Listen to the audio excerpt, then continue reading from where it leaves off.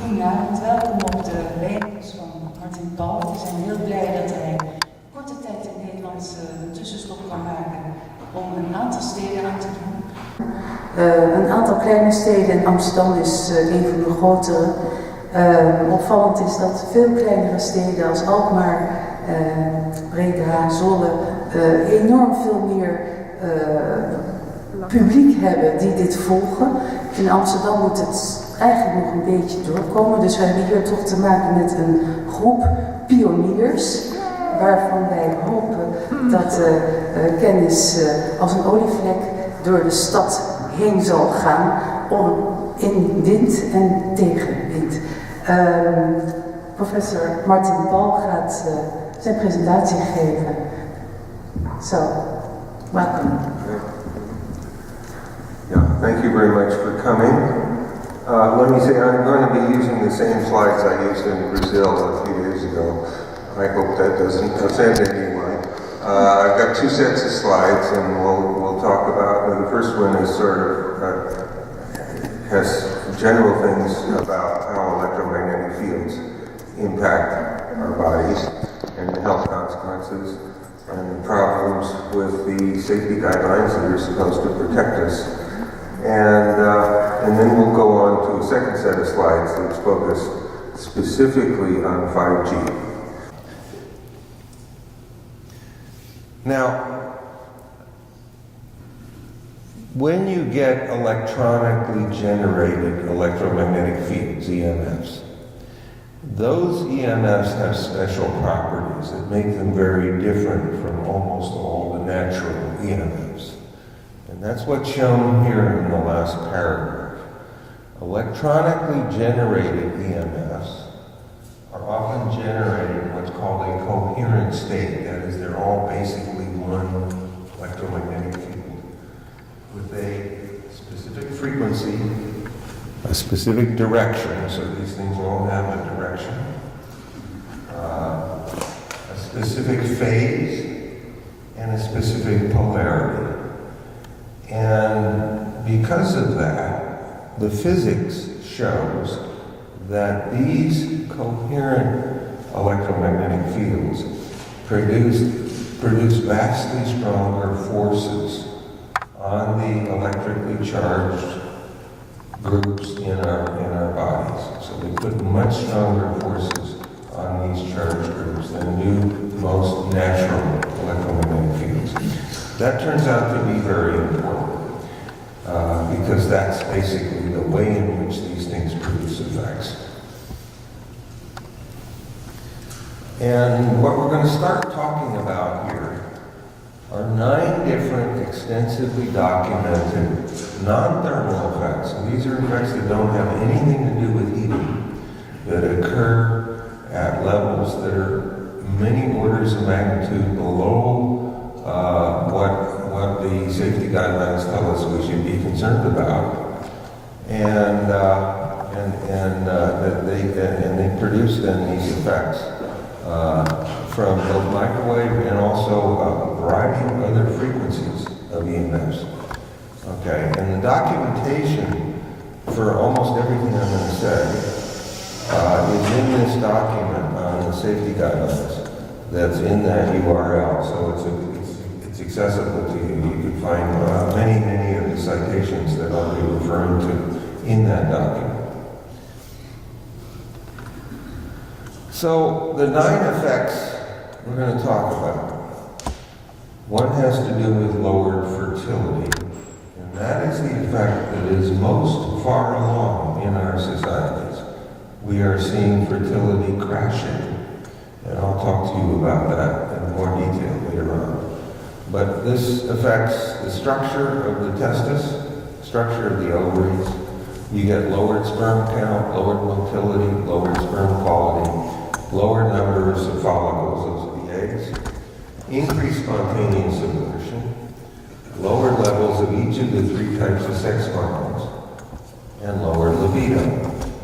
So almost everything that impacts human reproduction or animal reproduction is negatively impacted by the EMFs. And as we'll say later, it's male reproduction actually that is the most impacted by this. There are also a whole series of neurological and neuropsychiatric effects, and we'll be talking about those later in more detail as well. But if you look through, I don't know if you can read that in the back. Can you read the small print in the back? Yeah, okay. If you look at those things, what you'll see there is that these are things that almost everybody's complaining about now.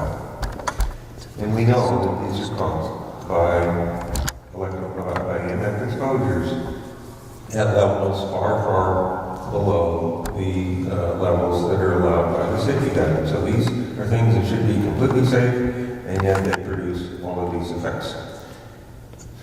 We get cellular DNA damage. We get damage to the DNA in our cells of 3 different types, and those in turn cause mutations that can cause cancer and can cause what are called germline mutations. So when you have germline mutations, what does that do? It produces babies with mutations.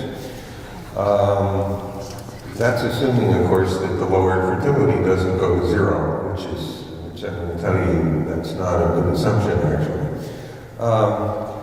Apoptosis, programmed cell death. This is something that's important for both the reproductive effects and the neurodegenerative effects. We haven't said anything about the neurodegenerative effects here, so it's something to look forward to here. You get oxidative stress and free radical damage. Those have roles in essentially all chronic human disease. We have endocrine effects. As best I can determine, every single hormone system in the body is impacted by EMFs at levels far below our safety guidelines. We have excessive intracellular calcium, which, as you will see later, is the underlying cause of almost everything else.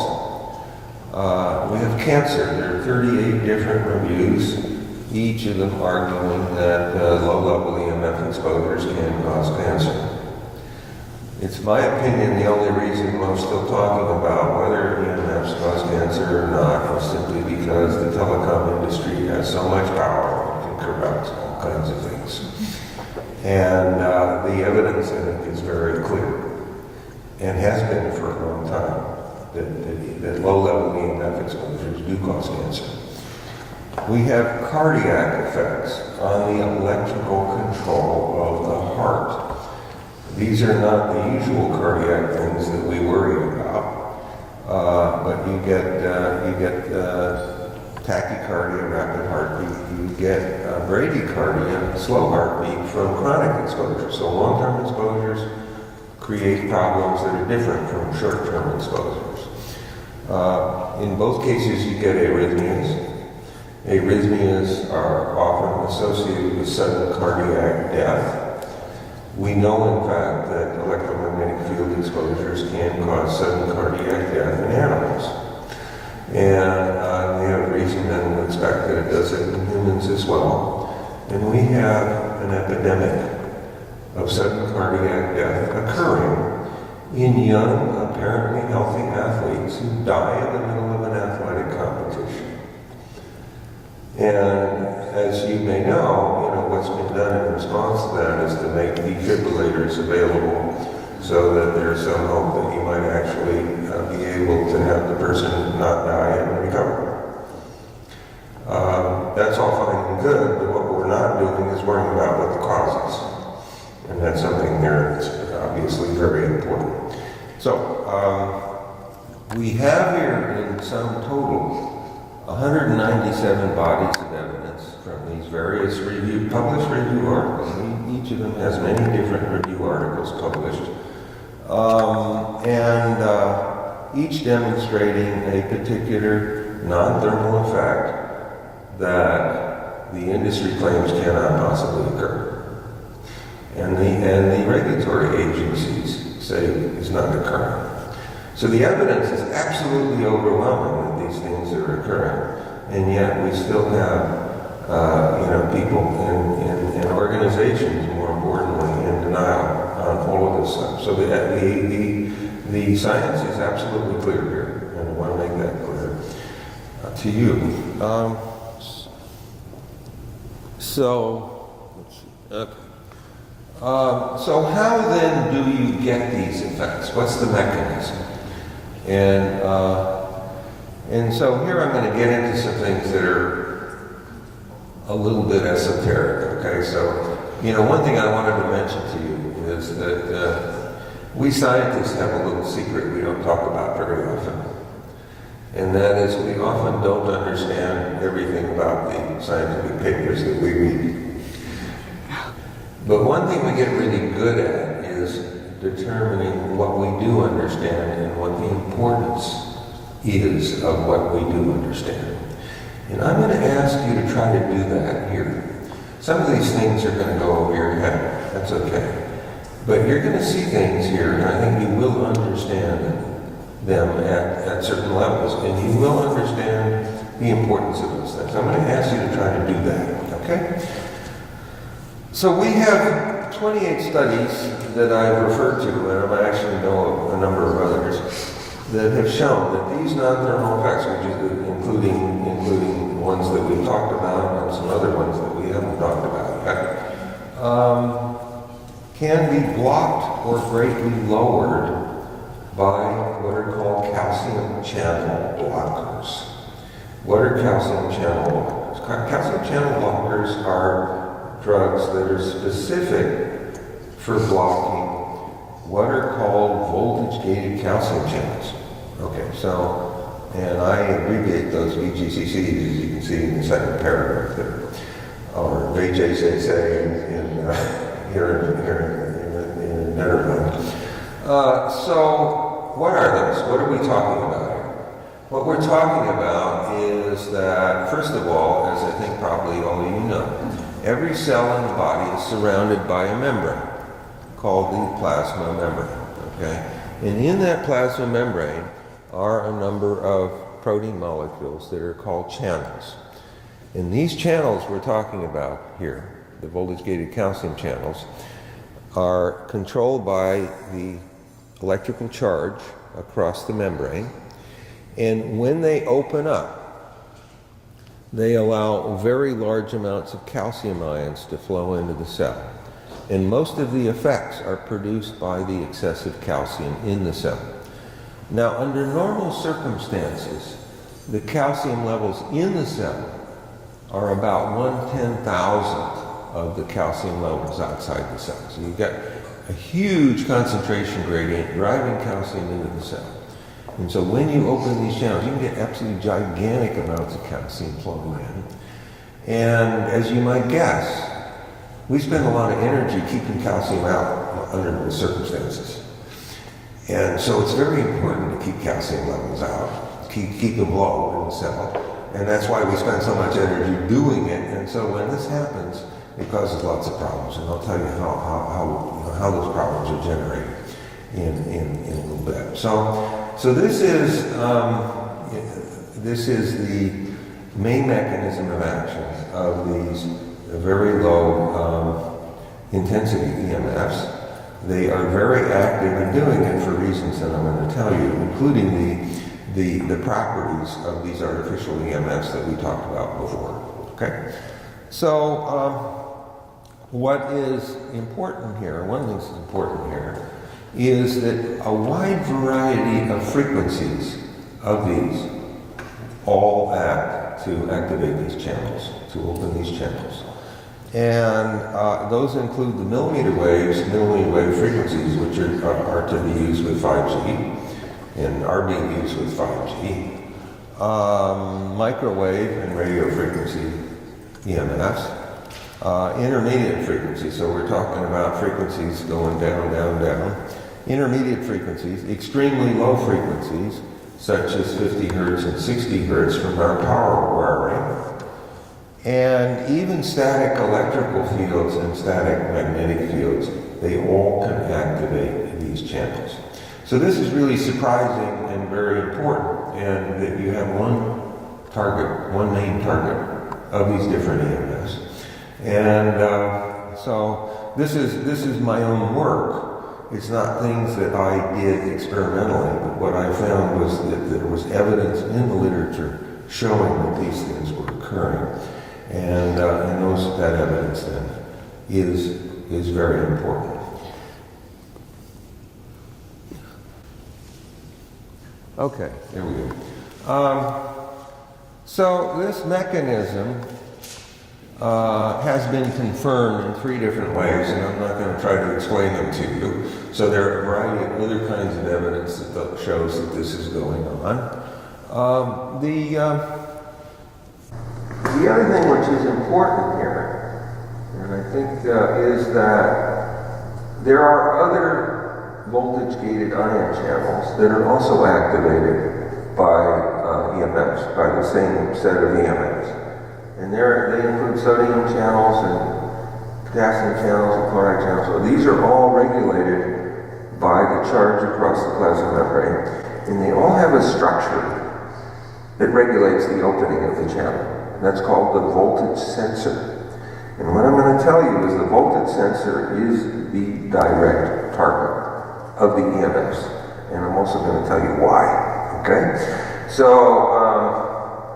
and in plants, it turns out, there are also some channels called TPC channels, which have a very similar voltage sensor, and they are also activated by EMFs.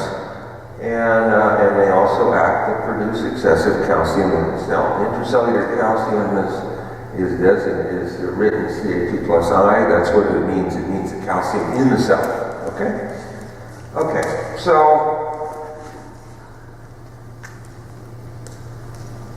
this is a two-dimensional model of these channels. And it's not actually very accurate, but it's sort of understandable, which is why I'm using it. What you can see here is there are 4 different domains that are very, very similar in structure. So if you look at Roman numeral 1 on the left, Roman numeral 2, Roman numeral 3, Roman numeral 4, you look at those structures and say, hey, that looks very similar from one to another, right? Okay. And what you'll see there is a bunch of cylinders. Those are alpha helices, which is a structure in the protein that kind of goes around, and then the whole thing kind of forms a cylinder type structure. If you look at the 4th helix from the left in each of them, it's colored orange. It doesn't really have any different color than anything else. It's colored orange to tell you that it's different. And the way it's different is it has a whole bunch of positive charges on it. You can see those pluses on there? So each of them has 5 positive charges on it. Those 4 helices, the 4 orange helices, and they're called the S4 helix for reasons I won't bother to try to explain. Each of those S4 helices together, now, those are the voltage sensor. They're the things that detect electrical changes across the plasma membrane, and they are the things that the EMFs act on to open the channel. And the reason that there are 2 reasons why the EMFs have such strong forces on those helices, on those S4 helices. Those helices are actually tilted within the membrane. They're not sitting up like that. They're actually like that.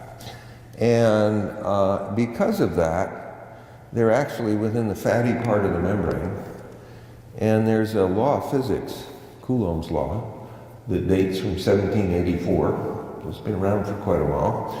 And Coulomb's law shows that the forces on those charges is inversely proportional to what's called the dielectric constant. The dielectric constant of the fatty part of the membrane is about 1/120th of the dielectric constant in the water, in the aqueous parts of our cells and bodies. So what happens?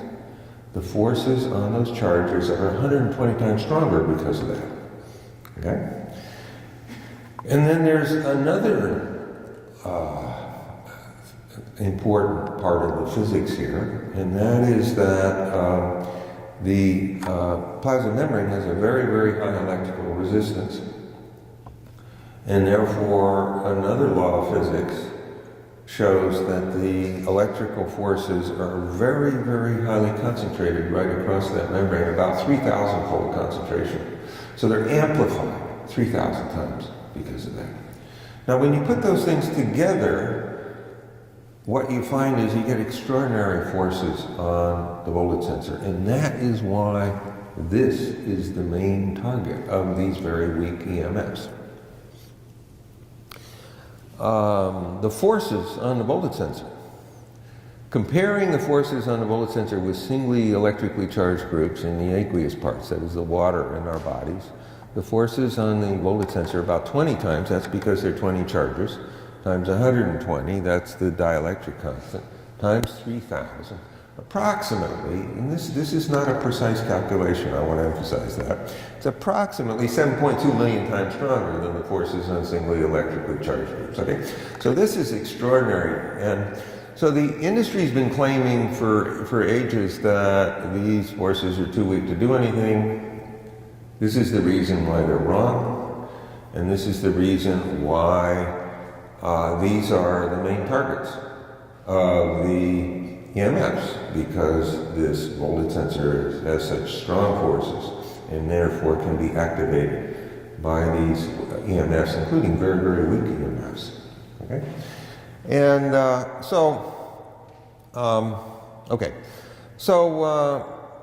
anyway, I've got some other slides in here I'm going to skip through because I think we'll just, I don't want to lose you here. So, so there's a number of other slides that actually explains in much more detail how the whole system works, and I'm going to skip those. And I just want to say that this mechanism has been very highly, has been very widely accepted in the scientific literature. So the first paper that I published on this has now been cited 246 times according to the Google Scholar database. Okay, and that is a gigantic number, and let me just say, in science, science usually is very, very slow in adopting new scientific paradigms. This one's been very, very rapid. And so that's very heartening for me, obviously. I've given so far 58 invited professional talks on this topic in 14 countries. These are professional talks invited. So these are, again, shows very wide interest and acceptance in the scientific community. And I just want to say, recently I talked at the Department of Engineering and Applied Science and also at the World Congress on Physics. And so the physicists and the engineers are starting to come around. They've been slow, but they are starting to come around. I think that's very important. Okay. So how do we get effects? I showed you those 9 different effects. I'm going to show you some more later on. How do we get them? Let's see, maybe I'll, yeah. I think I'm going to walk over here. I should have brought my pointer. So what we have here, we have microwave and lower frequency EMFs activating the VGCCs, giving excessive intracellular calcium. Again, that's the Ca2 plus I. And you get then a lot of calcium signaling. So calcium signaling is very, very important in the cells of our bodies, in the cells in animal cells, and in fact it's even more important in plant cells, it turns out. And so calcium signaling is extremely important. You get way too much of it under conditions where you shouldn't have it. You can get pathophysiological, that is, damaging effects. And so that's one important way in which you get these. You also have increases in nitric oxide and superoxide, which react with each other very rapidly to form peroxynitrite. Peroxynitrite is a potent oxidant.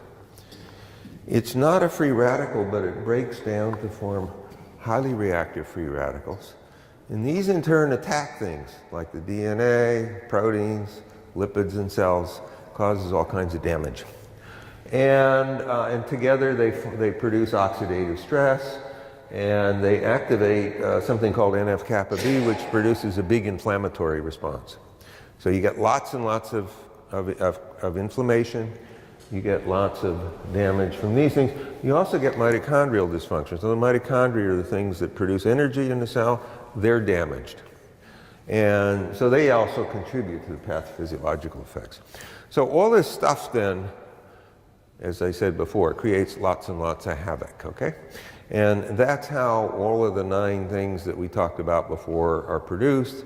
I don't really have time to go through all that stuff, but those things are obviously very important. Now, I want to say one other thing about this, and that is there is another pathway. Actually, there are 2 other pathways. One of them I'm not going to talk about. But this other pathway, this nitric oxide signaling pathway going across here, activates something called NRF2, and I'll talk a little bit about that later on, and produces therapeutic effects. You can get therapeutic effects from EMF exposure when they are at a low level, producing low level increases in calcium, and you can get those effects via that pathway, okay? And so that's important, obviously, because under some conditions, these things can actually help us. But it has to be very specific conditions, and it usually involves things like focusing the EMFs on a particular part of the body that needs some help. So, for example, you can stimulate bone growth with this therapeutic pathway. And that's done sometimes. And for instance, somebody has a fracture that's not healing properly. These are used in medical care, okay? Now what's strange about this is the following. The industry doesn't recognize this. I talked about this in my first paper on EMFs. My second paper that I published was entirely about the therapeutic effects. The industry doesn't recognize this. Why? Because they have this total fiction that all there are is heating effects. You can't get anything else. That's the world they live in. That's not the world we live in. So that's one thing I think that's important. Another thing that's important is the following. That pathway, the therapeutic pathway and the peroxynitrite free radical inflammation pathway have essentially opposite effects in the body, and each of them inhibits the other. So if one of them is turned on strongly, it tends to prevent the other one from getting turned on strongly, and vice versa. Right? And because of that, you do get essentially opposite responses to EMFs under certain conditions, under different conditions. So for example, you can get both hypertension, high blood pressure, that comes off of this one. You can get hypotension, low blood pressure, coming off of that one. And when the industry people look at that, they say, oh, it's inconsistent. We don't pay any attention to that. It's not inconsistent because they occur under different circumstances. So you cannot ignore either one of them. They're both important findings. Okay. So, now what I'm going to talk about next are the safety guidelines. The things that are supposed to protect us from this. And so there's an organization which goes by the acronym ICNIRP, which stands for the International Commission on Non-Ionizing Radiation Protection. So this is the thing that's supposed to protect us from non-ionizing radiation, such as the various EMFs that we've just been talking about. And these are the 1998 ICNIRP safety guidelines. Now, ICNIRP was an organization that was set up by the industry to suggest how we should be protected. I think what you're going to see is that what the safety guidelines do is they protect the industry, they don't protect us. And so let's look at them. So let me just say that these 1998 ICNIRP safety guidelines are identical to the EU safety guidelines, the 2013 UK, the Australian ones. They're very similar but not identical to the US FCC and the Canadian ones.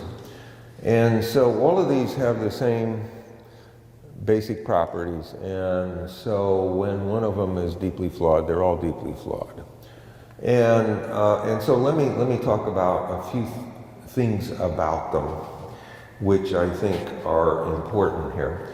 So the first thing is, if you look at the general public exposure safety guidelines. When you get whole body exposure, you have a low allowable level, or at least a lower one. And then when you have partial body exposures, the allowable exposures are 25 or 50 times higher. Now, what I've shown you is that these things work at the level of individual cells. They work by activating VGCCs in individual cells in our bodies. Those cells don't care whether you've got whole body exposure or partial body exposure. So it really makes no sense to have these huge differences in allowable levels, but that's what we have in these safety guidelines. Another thing that is disturbing is that the occupational exposure studies are allowable levels are 5 times higher. And yet, it's not clear that people who are in occupations that are heavily exposed have any better way of protecting themselves than we do. And let me say, some of those occupations are very important. So we don't really want them to lose their brain function, I don't think. We don't want airline pilots to lose their brain function. We don't want police to lose their brain functions. We don't want air traffic controllers to lose their brain function. There are lots of people who are important who get high-level occupational exposures. So that's a big issue. Okay, now there are several other things about this that I want to point out. These are all based on average exposures over 6 minutes. If you look here, 6 minutes, 6 minutes, 6 minutes. And so the question is, why is it that we're averaging exposures over 6 minutes, and does that make any sense? And that we just look at average levels over 6 minutes, but these are all based on either that. Some of them actually are based on averaging things over 30 minutes, which is even worse. But that's a question I think that you need to consider. The other thing is the allowable levels are based on specific absorption rates, or SAR. When you look over here, you see SAR, SAR, SAR. That is a specific absorption rate of the EMF. That is a measure of how much heating you get in the body from that EMF. And so these things are designed to protect us from heating effects, thermal effects. They're not designed to protect us from anything else. And yet, as you've seen, there are all kinds of things going on that are non-thermal effects. So this is obviously very disturbing. Now, so what I'm going to do now is to look at specific situations where the predictions of these safety guidelines, so these safety guidelines are, basically predict that you don't get any biological effects at levels below these things, right? And I'm going to look at some things, and then I'm going to ask, are those predictions valid or not? And so we've already looked at 2 of those. One is we've looked at these 197 bodies of evidence, each showing that EMF exposures produce a particular non-thermal effect, so effect at levels that are far below these allowable levels of the safety guidelines. So that was clearly a gigantic type of evidence that showed that the safety guidelines don't predict biological effects. The incredible sensitivity of the voltage sensor, the VGCCs, is another type of evidence that shows that that's true. And I'm going to show you there are 6 other types. I won't talk about all of them, but I'll talk about most of them. So one of the things that's important here is that pulsed EMFs that pulse up and down in intensity, are in most cases much more biologically active than our non-pulsed continuous waves. So these are just things that have constant intensity, the non-pulsed ones, with the same average intensity. So what does that tell you? It tells you you cannot use average intensity to predict biological effects. But that's exactly what the safety guidelines do. Okay? So that tells you, hey, these things have a big problem. Now, this is a huge problem in terms of the actual exposures that we have. So we are exposed all the time to EMFs that pulse up and down, because every single wireless communication device communicates via pulsation. So when the pulsations I'm talking about basically modulate the intensity of the underlying frequency. So, you know, if you have cell phones, cordless phones, smart meters, cell phone towers, etc., they all communicate via pulsation. All these wireless communication devices work via pulsation. So basically, what this tells us is that first of all, the safety guidelines simply don't work for all the things that we're most exposed to. And by the way, radar pulses as well, which is another thing we're exposed to, and in general, wireless communication devices, are much more dangerous. Now, the smarter the device, the more it pulses, therefore the more dangerous it will be. And of course, we've been on a treadmill towards having smarter and smarter and smarter devices. And this is really stunning that we've known for a long time that these pulse modulation is a very dangerous thing. And the first review that was published on this was published back in 1965. Okay, so this is not new information. I want to say that. So obviously, okay, so we already said average intensities, which is the basis of the safety guidelines, cannot be used to predict biological effects and therefore cannot be used to predict safety. Now, this is very highly relevant to 5G because 5G is designed to be extraordinarily highly pulsed.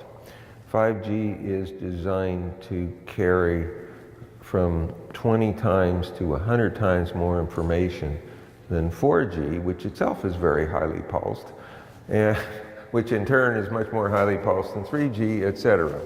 So when we go from 2G to 3G, 3G to 4G, 4G to 5G, we're seeing real, there is a reason to be very, very concerned about increases in health impacts from these. And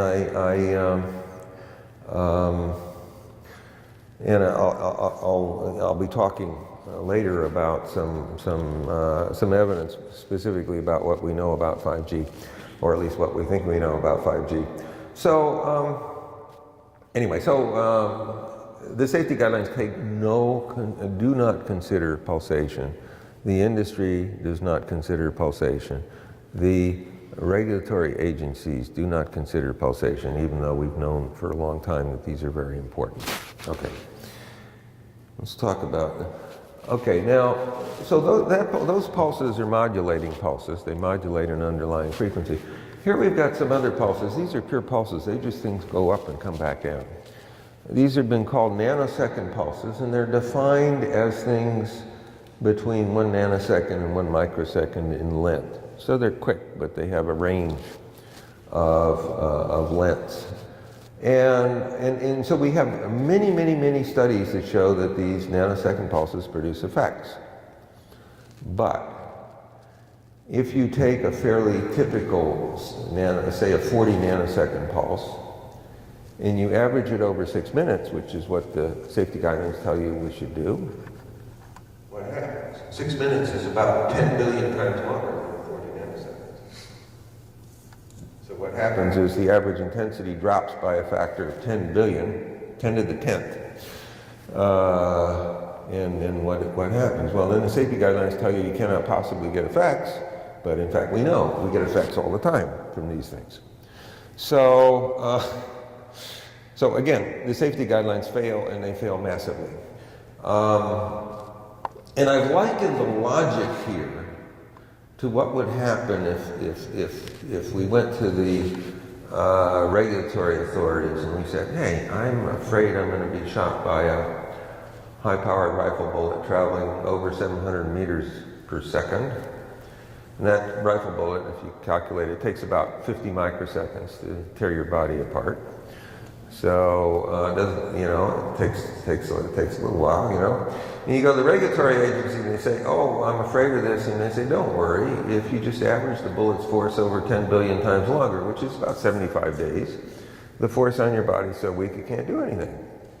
This is the kind of logic that regulatory authorities are doing all over the world. And it's obviously, this is insane. I mean, this is crazy, right? That's where we are. Okay, now, it turns out there's also another fatal flaw, and I'm not going to explain all of this to you, but it has to do with pairs of nanosecond pulses. If you have pairs of nanosecond pulses that occur within a few microseconds of each other, and if the two nanosecond pulses have the same polarity, you get super additive effects. You get much higher effects than you predict from just the individual ones, just adding them together.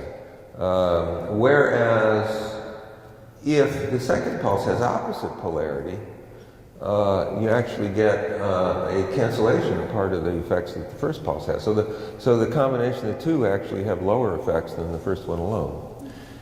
So neither of those are predicted by the safety guidelines, right? I mean, so this is another flaw, and if you look at it carefully, and I'm not going to try to explain this to you, this basically shows that the physics of the safety guidelines is completely flawed because they're averaging these things as scalars.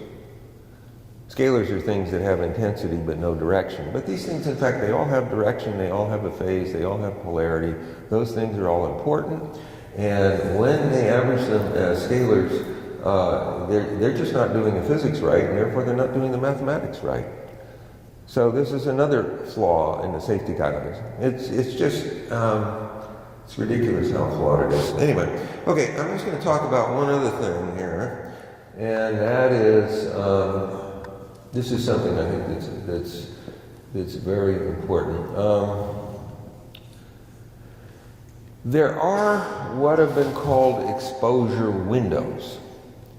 And so what's an exposure window? Exposure window is a thing where there's a range of intensities which produce maximum biological effects.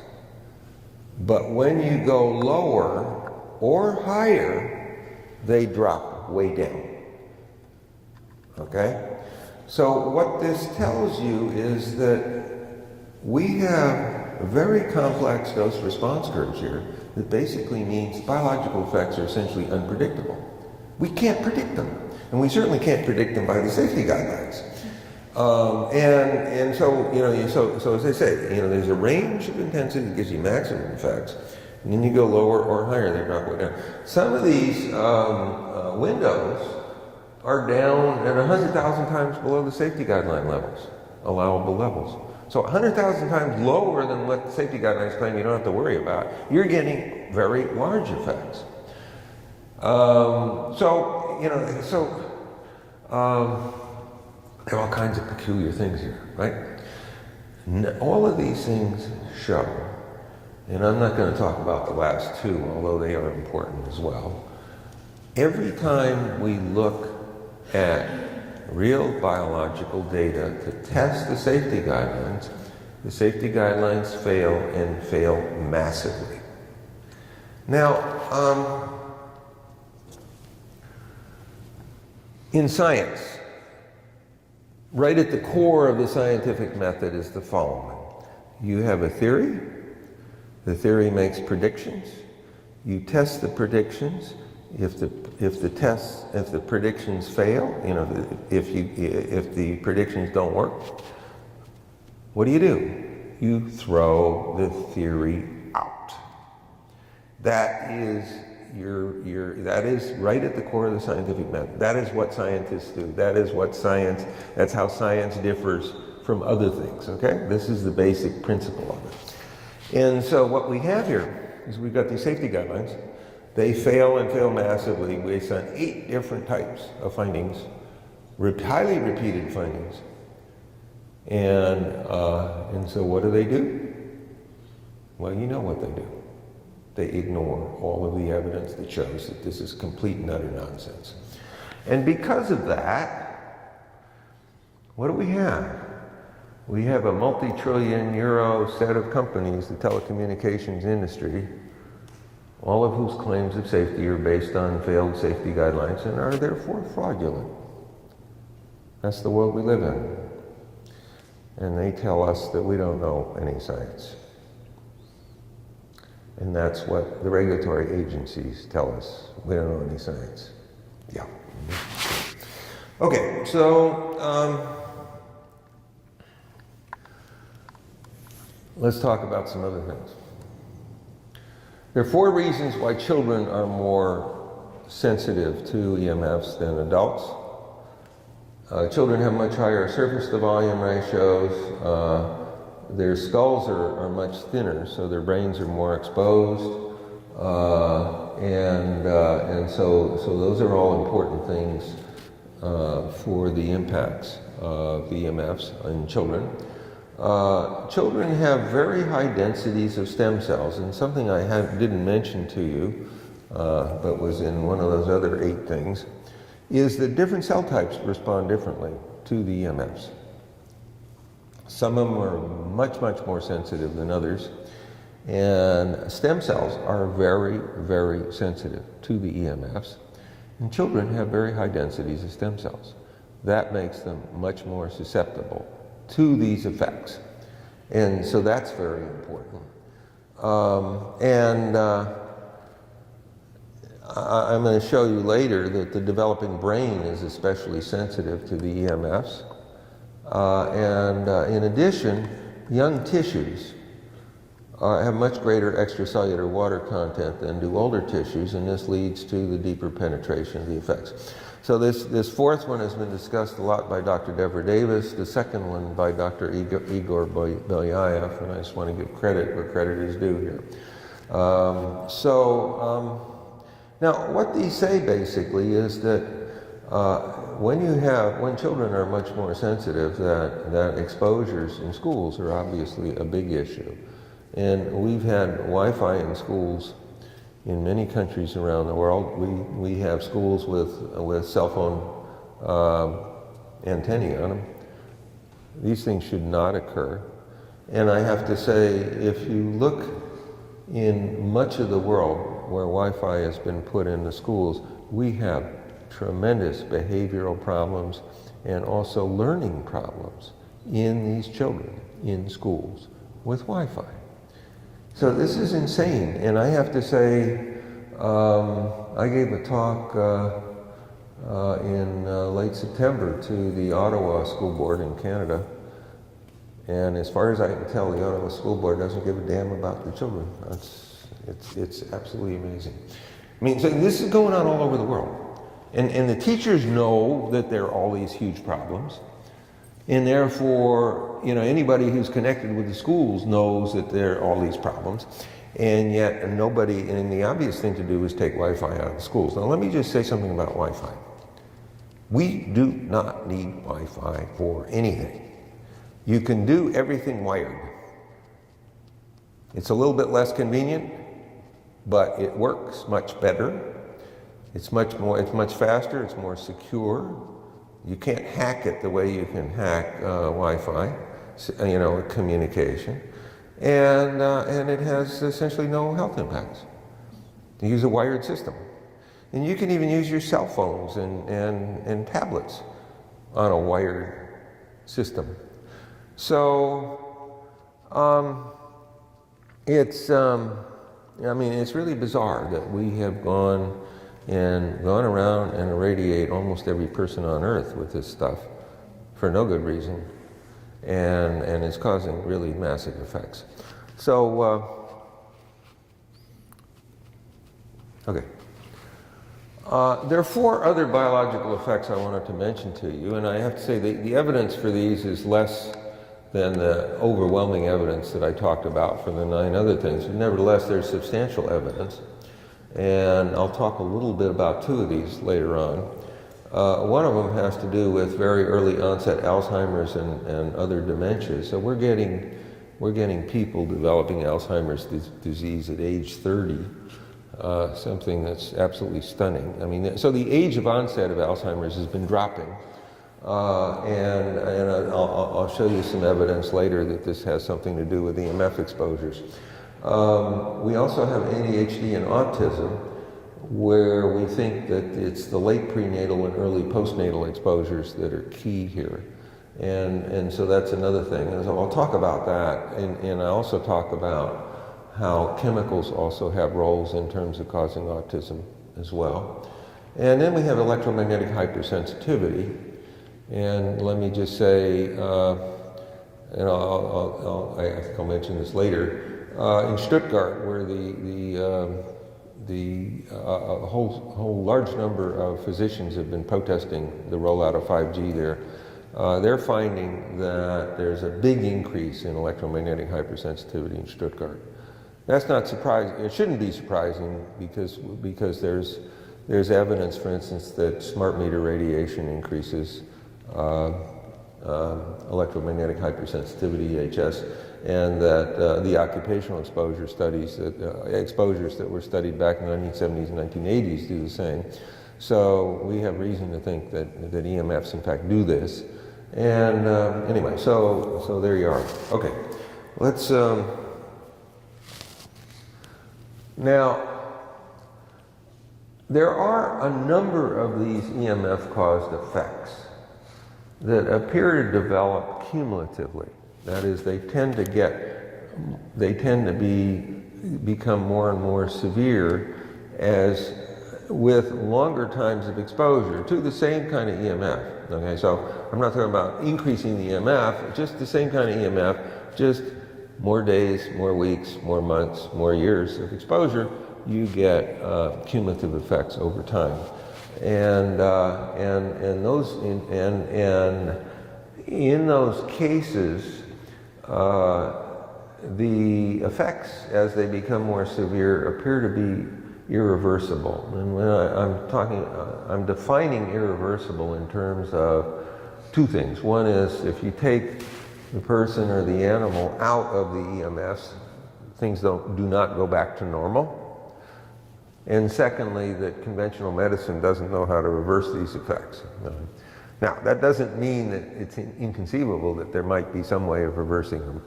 But in a practical sense, that's probably a reasonable definition. So we see this with much of the reproductive effects, and I'll talk to you about that later. We see these in the neurological, neuropsychiatric effects, where these effects become more severe.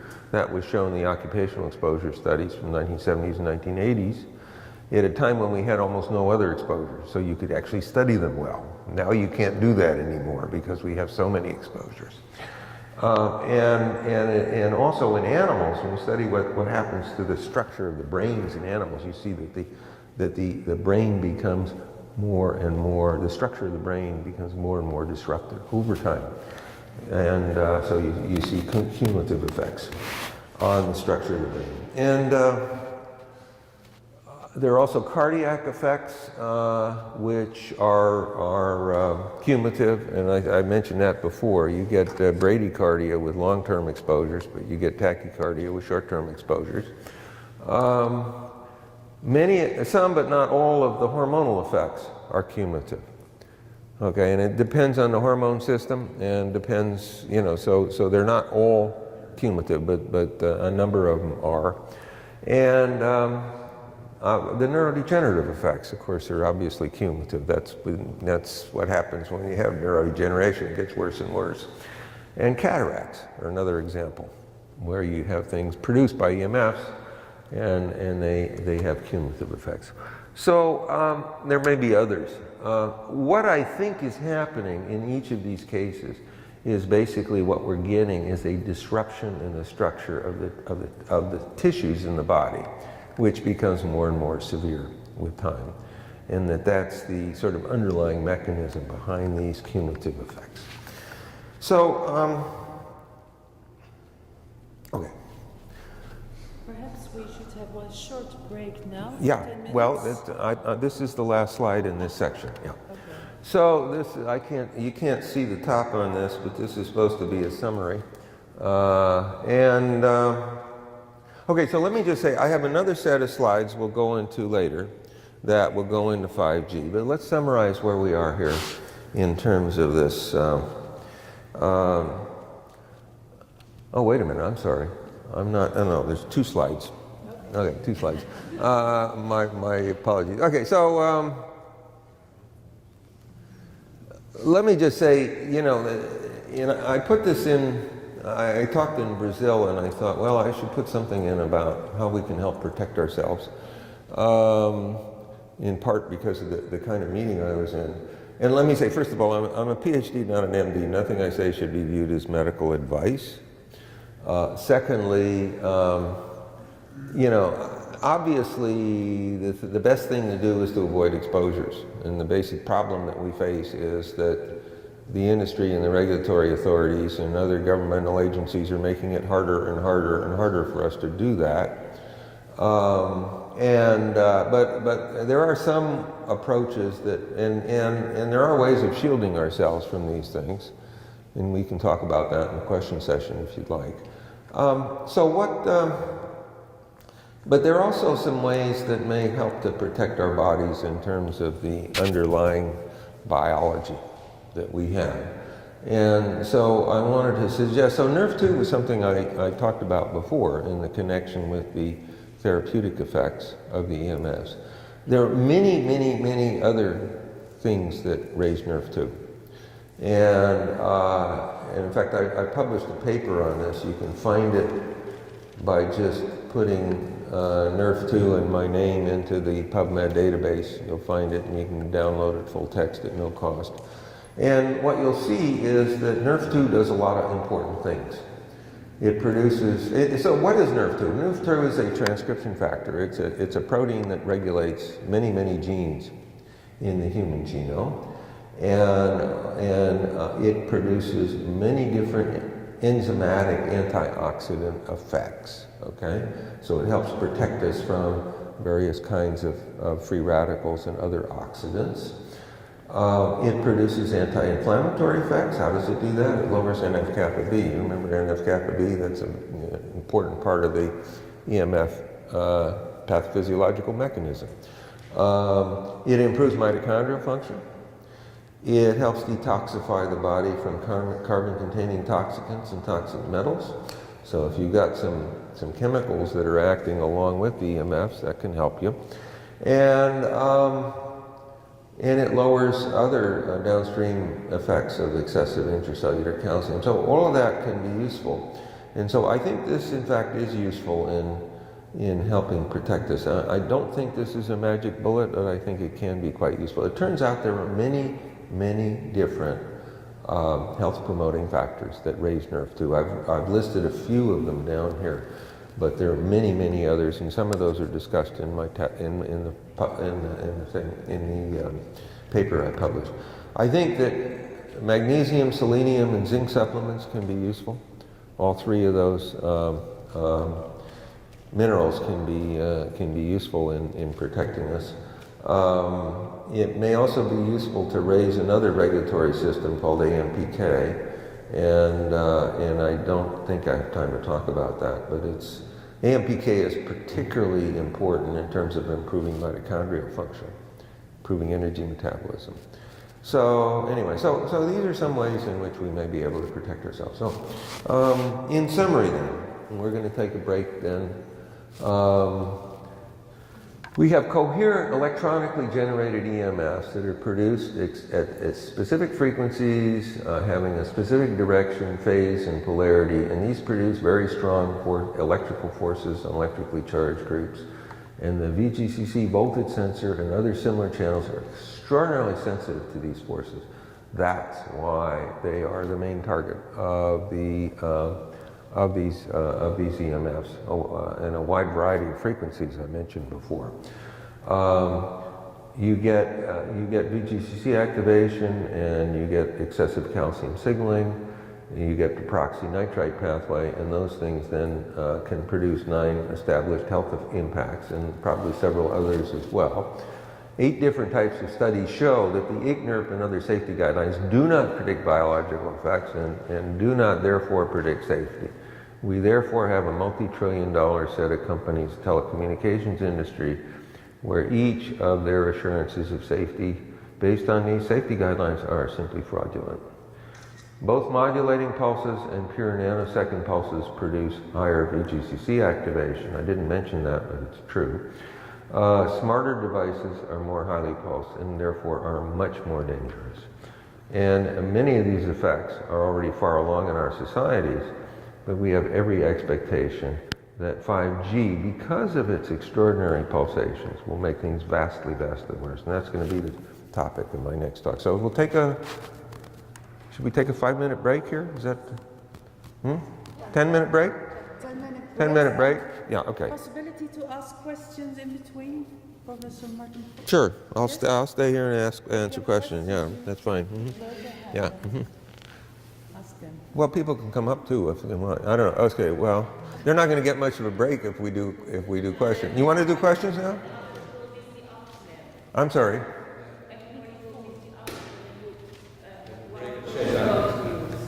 Okay. Huh? You collect the questions. I'm going to collect the questions. You want me to collect written questions?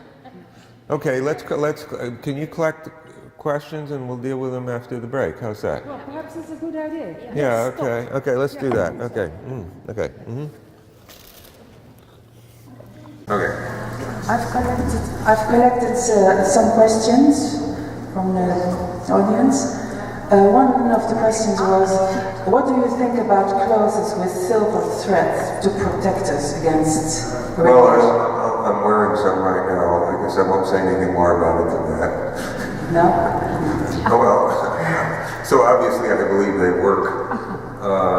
Generally it's thought that you should keep these metal fibers away from your body, but I do occasionally, especially when I travel, I wear this thing, and this thing is designed to put over your head. And it really, when you're in a hotel room with high amounts of Wi-Fi, which many of them have, it really helps you sleep. It has a big effect. What kind of can you buy it? I don't know where to buy it in Europe is the only problem, but there are probably people here who can tell you. Can anybody say anything where you buy these things? What's the brand? Yeah, there's a website that I buy that's my question. So I buy the clothing with silver thread, and I think it's called, I'll look it up. Yes, put it on the website. Stralingsbewust Amsterdam. NL. Okay. Can I ask another question? Why is it so difficult to convince doctors and to reach them and to talk about this subject? That's a good question. It's difficult to convince doctors on almost anything. And that's tragic. I think many physicians, they learn things in medical school, and they're highly pressured to give what's called a standard of care. And it doesn't make any difference whether the standard of care works or not, or whether there's something better. If they don't give the standard of care, they can lose their license to practice medicine. And so they're under very great pressure to kind of follow party lines, and that I think is truly tragic. But then, in a lot of different areas, and that's so. Anyway, that's my opinion. But I do think that the recent protests of physicians in where was it? Stuttgart. In Stuttgart is very, very important. The physicians in Stuttgart are protesting 5G. This is a very important thing, and I think this is something that you need to tell your physicians about. What do you think about the responsibility of our authorities? How can we hold them responsible? Some people are trying to do that. Yeah. With juridical procedures. Yeah. What do you think about that? I think that we need to use multiple approaches.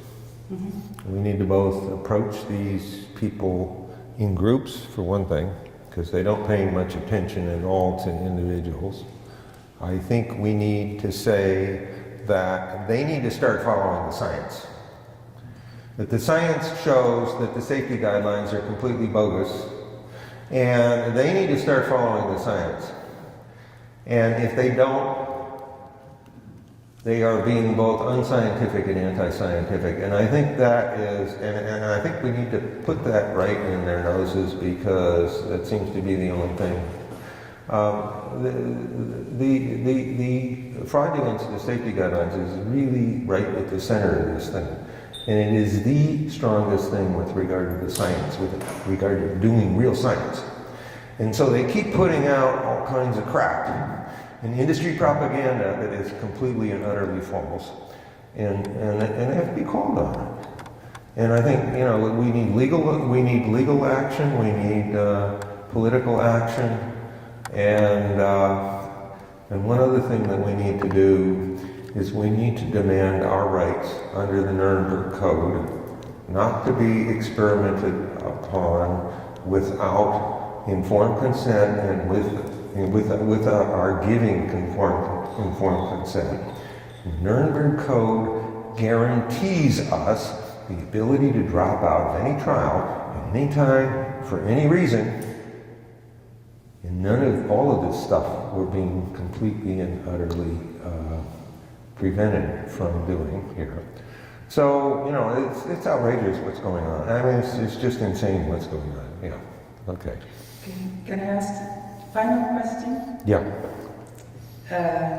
Are there researches about long-term cumulative effects of very low level of radiations? Long-term, Oh, yeah. cumulative?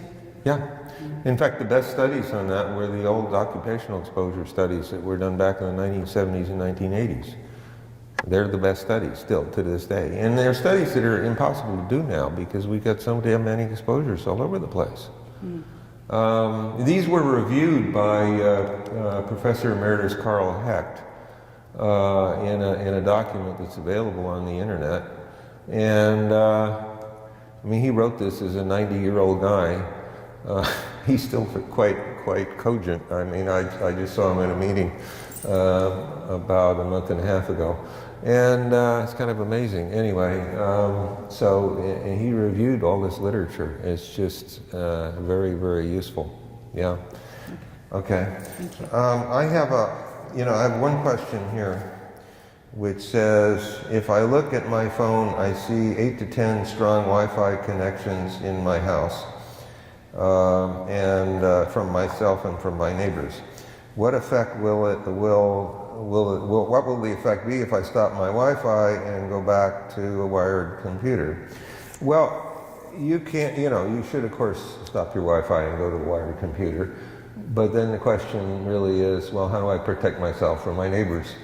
And the answer is you can shield it. You can put up shielding. One kind of shielding I think that's quite useful is graphite paint, which is a black paint that you can paint on your walls, and then you cover it up with some other colored paint, and that helps a lot, so you're not looking at black walls. You can put them on your ceilings too. And of course, if you're in an apartment complex and you want to put them on your floors, that makes it a little bit more difficult, but you can put graphite paint on something and cover it up with a carpet or a rug, so you don't have to look at it. So there are ways of dealing with this. The hard thing has to do with windows. There are plastic shielding you can get for windows that are, they need some expertise to put them on, but you can use those. you can get things like Swiss shield fabric, which you can make curtains out of. And so those things can be useful for shielding. So there are ways to protect yourself from these things. It takes some work. Let me just say one other thing about this, and that has to do with something else, another type of exposure that we haven't talked about. We have a lot of what is called dirty electricity in our power lines. So, you know, our power lines are supposed to be, in Europe, of course, you use 50 hertz. It's supposed to be a nice 50 hertz sine wave. So it's supposed to go up nice, up and down 50 times a second, and it should be a nice, smooth sine wave. If you actually look at what your power looks like, it doesn't look anything like that anymore. We have all kinds of, I mean, it looks like, you know, like that. And that's because we have many, many electronic devices that generate lots of what are called harmonics, that, you know, different higher frequencies. And that's mostly because we have so many things that are digital.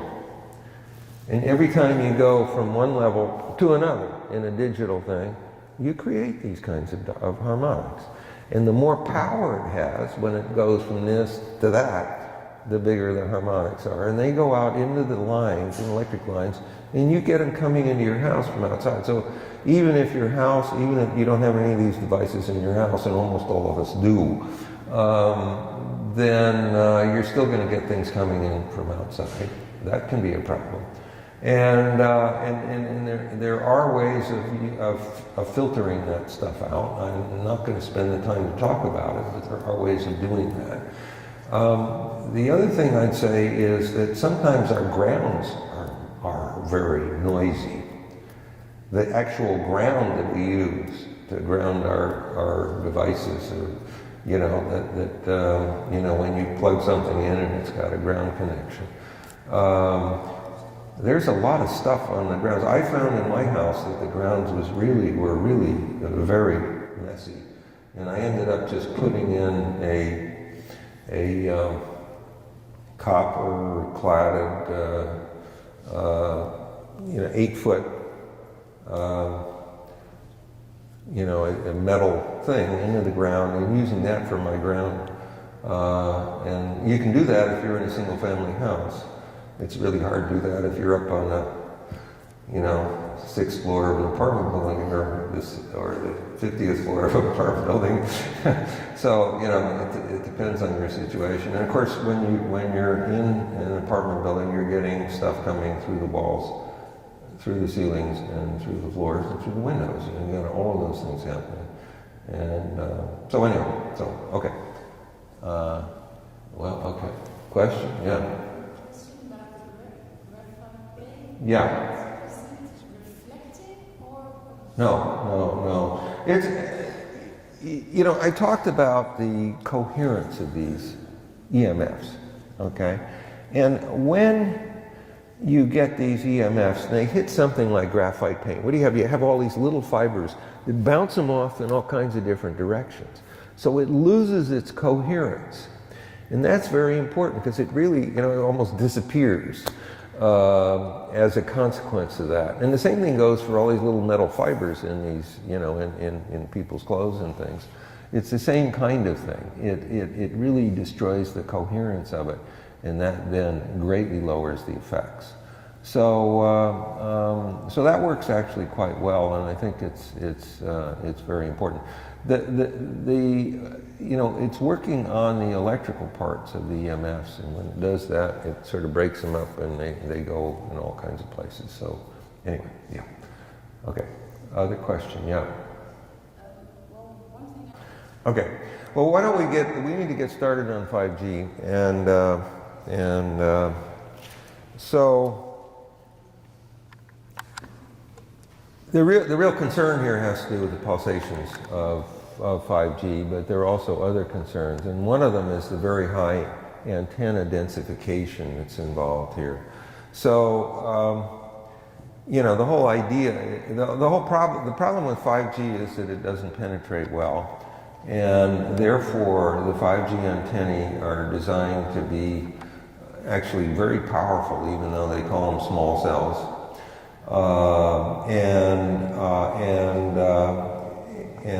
It's using something called phased arrays to increase the penetration.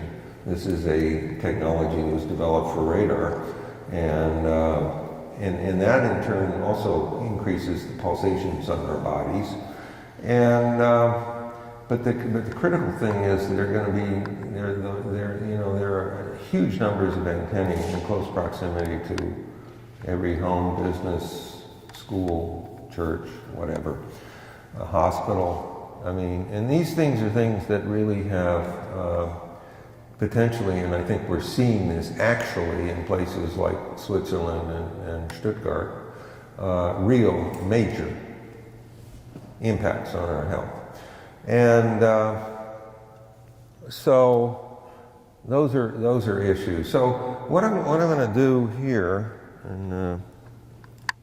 is so this is a kind of a list of some of the concerns here, and so we have this extraordinary level of pulsations that 5G has, and completely ignored by the industry, regulatory agencies, etc.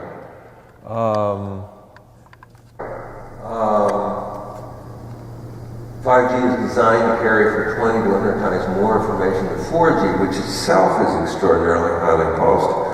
And then we have this huge number of antennae, making it almost impossible to avoid. And of course, it's a special problem when you're walking around outside. You know, I mean, you know, you really want to turn your situation in where you have to walk around with gigantic amounts of shielding on your body in order to survive. That's the situation we're talking about. This article here estimated that human exposures would also be very high. The intensities would be very high. And let me say, the industry denies this all the time, but in fact, the regulatory agencies are in the process of making the safety guidelines even stunningly looser than the ones we already have that don't work at all. And so obviously they need to use higher intensities in order for 5G system to work. Anyway, that's what that article argues, is that we're going to have exposures 30 times higher. To get 30 times higher and you got pulsations that's 20 to 100 times higher than 4G, which itself is already quite dangerous. You know, you're talking about, I mean, I don't even know how I can describe it.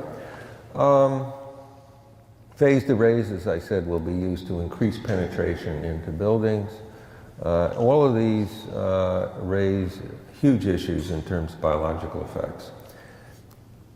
Okay. So the reason that they're putting in so many different antennae is because the millimeter wave frequencies for 5G the electrical parts of those EMFs don't penetrate well. And so the idea is, well, you got to have them really close and really high powered and really zapping us. I mean, now the industry predicts, because of this absorption, that you will only have effects in the outer 1 millimeter or perhaps even less than 1 millimeter of the body. That's what they predict. Okay? We know, in fact, that prediction is false. And the reason we know that is because there have been a number of studies done with millimeter waves. These were done quite a long time ago. So these are not highly pulsed. These are non-pulsed millimeter waves, where it's been shown that you get biological effects much, much deeper in the body than 1 millimeter. You get effects on the human brain. You get effects both on the EEGs, the electrical activity of the human brain. You also get behavioral effects on the human brain. We'll talk about some of those. From millimeter waves, so we're not talking about the highly pulsed 5G, we're just talking about that frequency. And there are also effects on internal organs in animals that the industry claims cannot possibly affect it, including the heart, including the bone marrow, and all kinds of other internal organs. So the industry claim was just wrong. We know it's wrong empirically. But that raises the question, how does this happen? How do we get these effects deep in the body? And I think the explanation is what's shown in this lower part of the thing. These EMFs have both electrical and magnetic components. The electrical parts are relatively easily absorbed. The magnetic parts are very highly penetrating. So they go right through us. Okay, but you say, well, okay, but it's the electrical parts that are important for activating the VGC voltage sensor, right? Yeah. So how can it do it? And I think the answer is the following. The magnetic parts, when they go through our bodies, put forces on dissolved ions. Ions dissolve in the water in our bodies. And when they put forces on them, what do? They move them. And when they move them, what happens is you regenerate the electrical parts because of the movement of those electric charges deep in the body. And so, and because of the stunning sensitivity of the voltage sensor to these coherent EMFs, you get effects even though you have extraordinarily low intensities.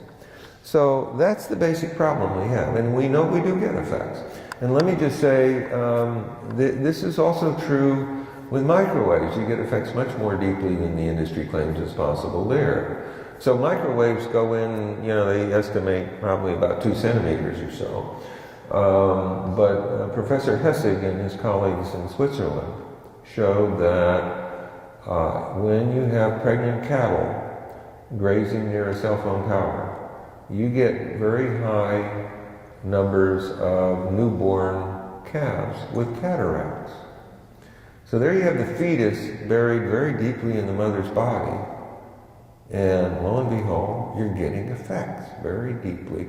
And of course, so these things can affect, can produce effects through the effects of these ions in the water, in the aqueous parts. And I think the effects may be particularly strong when you've got large amounts of extracellular water. We have large amounts of extracellular water in a lot of places. In the amniotic fluid around the fetus, that's one thing. In the eye, where you have the aqueous and vitreous humors. In the gut, in the blood, in the kidneys. And this raises a lot of questions about various kinds of effects that we may well have from this, that may be very strong. Yeah, you have a question? The people behind this who create this, Yeah. do they think they can stay out of all the effects? Yeah, well, that's the question. They're going to be affected. Their children are going to be affected. I don't know whether they think they can stay out of this. I think, let me just say, one of my deepest concerns, and I'll express it later as well, is that as our brain function goes to hell, and it is already going to hell, we will go into utter chaos. We will go into utter chaos because everything is dependent on our collective brain function. And we're already seeing substantial effects on our brain function, and it's going to get worse and worse and worse. And these are cumulative effects. And as I'll show you already, we're seeing effects on that from 5G.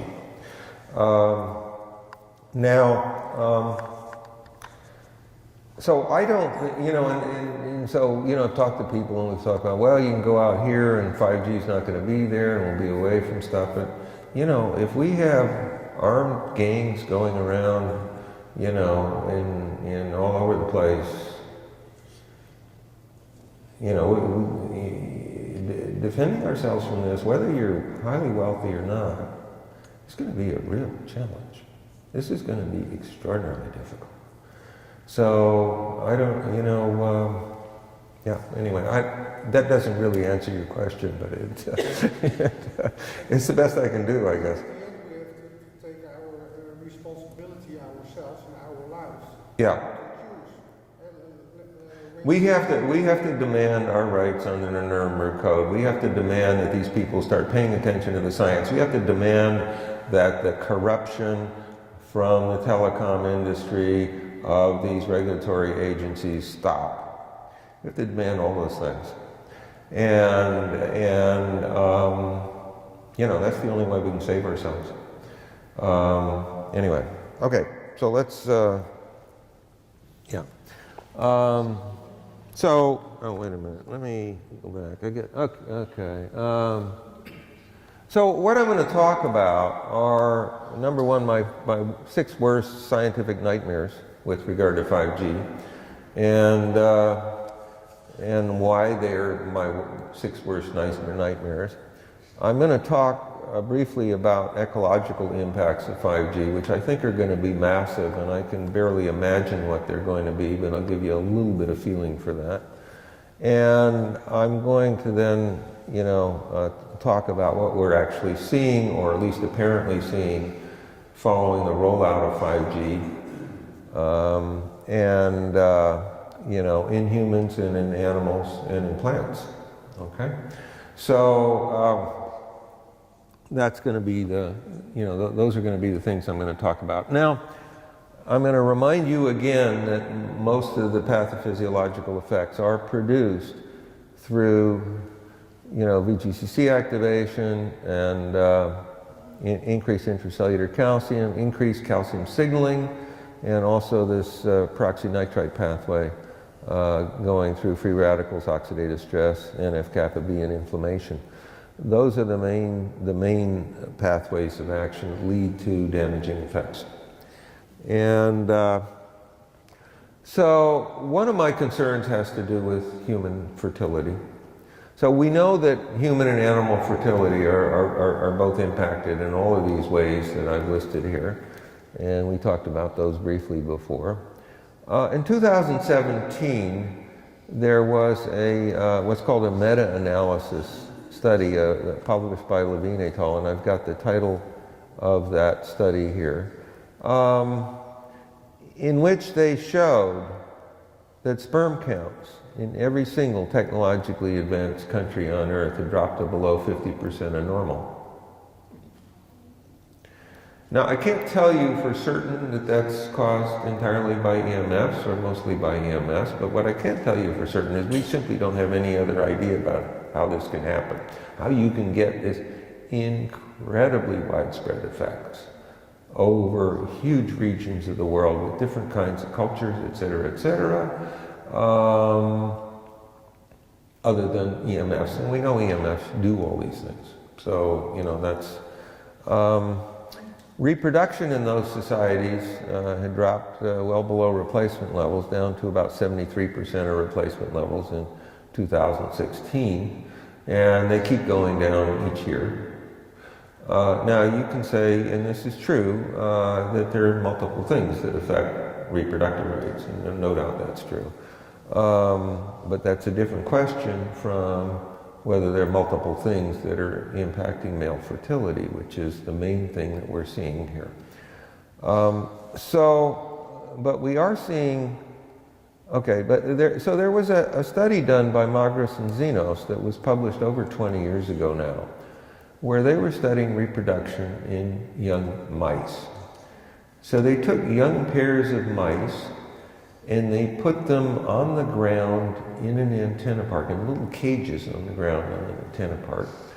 And what happened was that, and these were all the levels at ground level, the measured levels at ground level were very, very low. You know, so these were tiny, tiny fractions of our allowable levels of safety guidelines, much less than 1/1000th of the allowable levels of safety guidelines. So, of course, nothing can happen, right? What they found was that, and they did it in 2 locations, one with a somewhat higher level, but one with somewhat lower level. But as they say, these are extremely low intensities.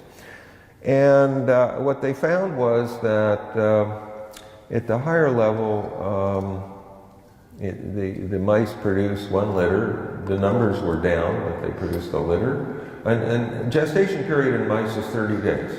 So they produce 1 litter in 30 days, and then a little more than 30 days later they produce another one, and so forth. And so, okay, so we have that, and so they produce 1 litter, numbers down, 2nd litter, numbers down, no 3rd litter. No 3rd litter. So reproduction crashed to 0 in a little over 90 days.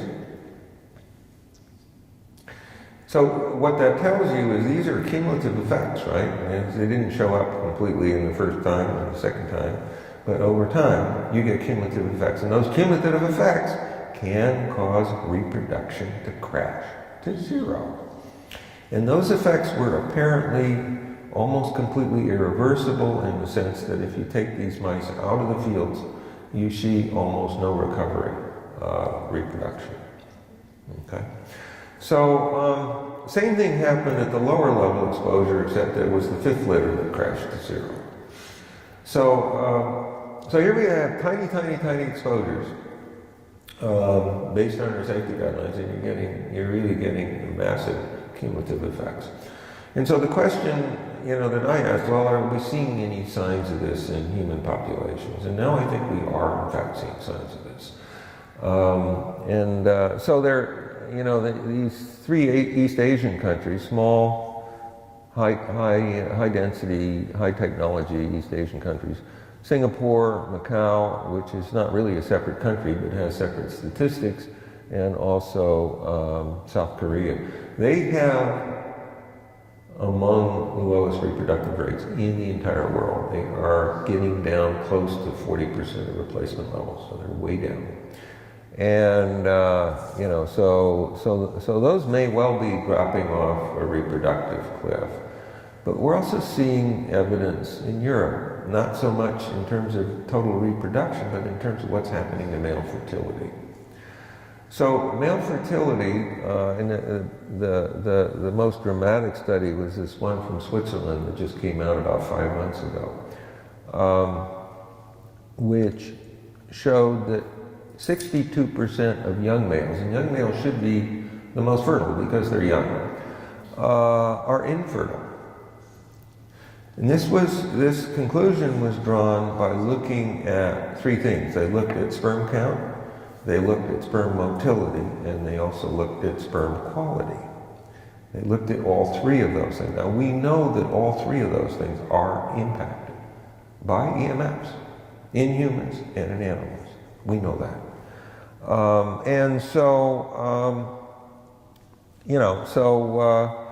And it's the combination of the 3 then that led them to this number by sort of standard criteria for how you decide what leads to infertility. And this is really quite stunning. I think we are seeing right now that countries in different parts of the technological world are falling off a reproductive cliff, and we will go to 0, just like the mice did. And I expect we'll go to 0 in something like 2 years, based on how fast this is going. Now, going to 0, I think, the definition I'd say about going to 0 is going down to below 10% of replacement levels. People are more heterogeneous in their exposures than these mice were, right? You put mice in one particular location, you have uniform exposure. We're more variable, so you're not going to see everybody dropping off the reproductive cliff in coordinately. But my expectations is within a couple of years we're going to be down below 10% of replacement levels, in which case we're essentially extinct. So the question that needs to be asked of the regulatory authorities, including the city of Amsterdam, do you want to preside over the destruction of European civilization, the extinction of European? And this is what we're talking about. It's very simple. If we stop reproducing, we become extinct.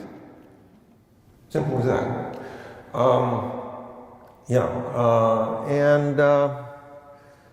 Let me say there are a couple of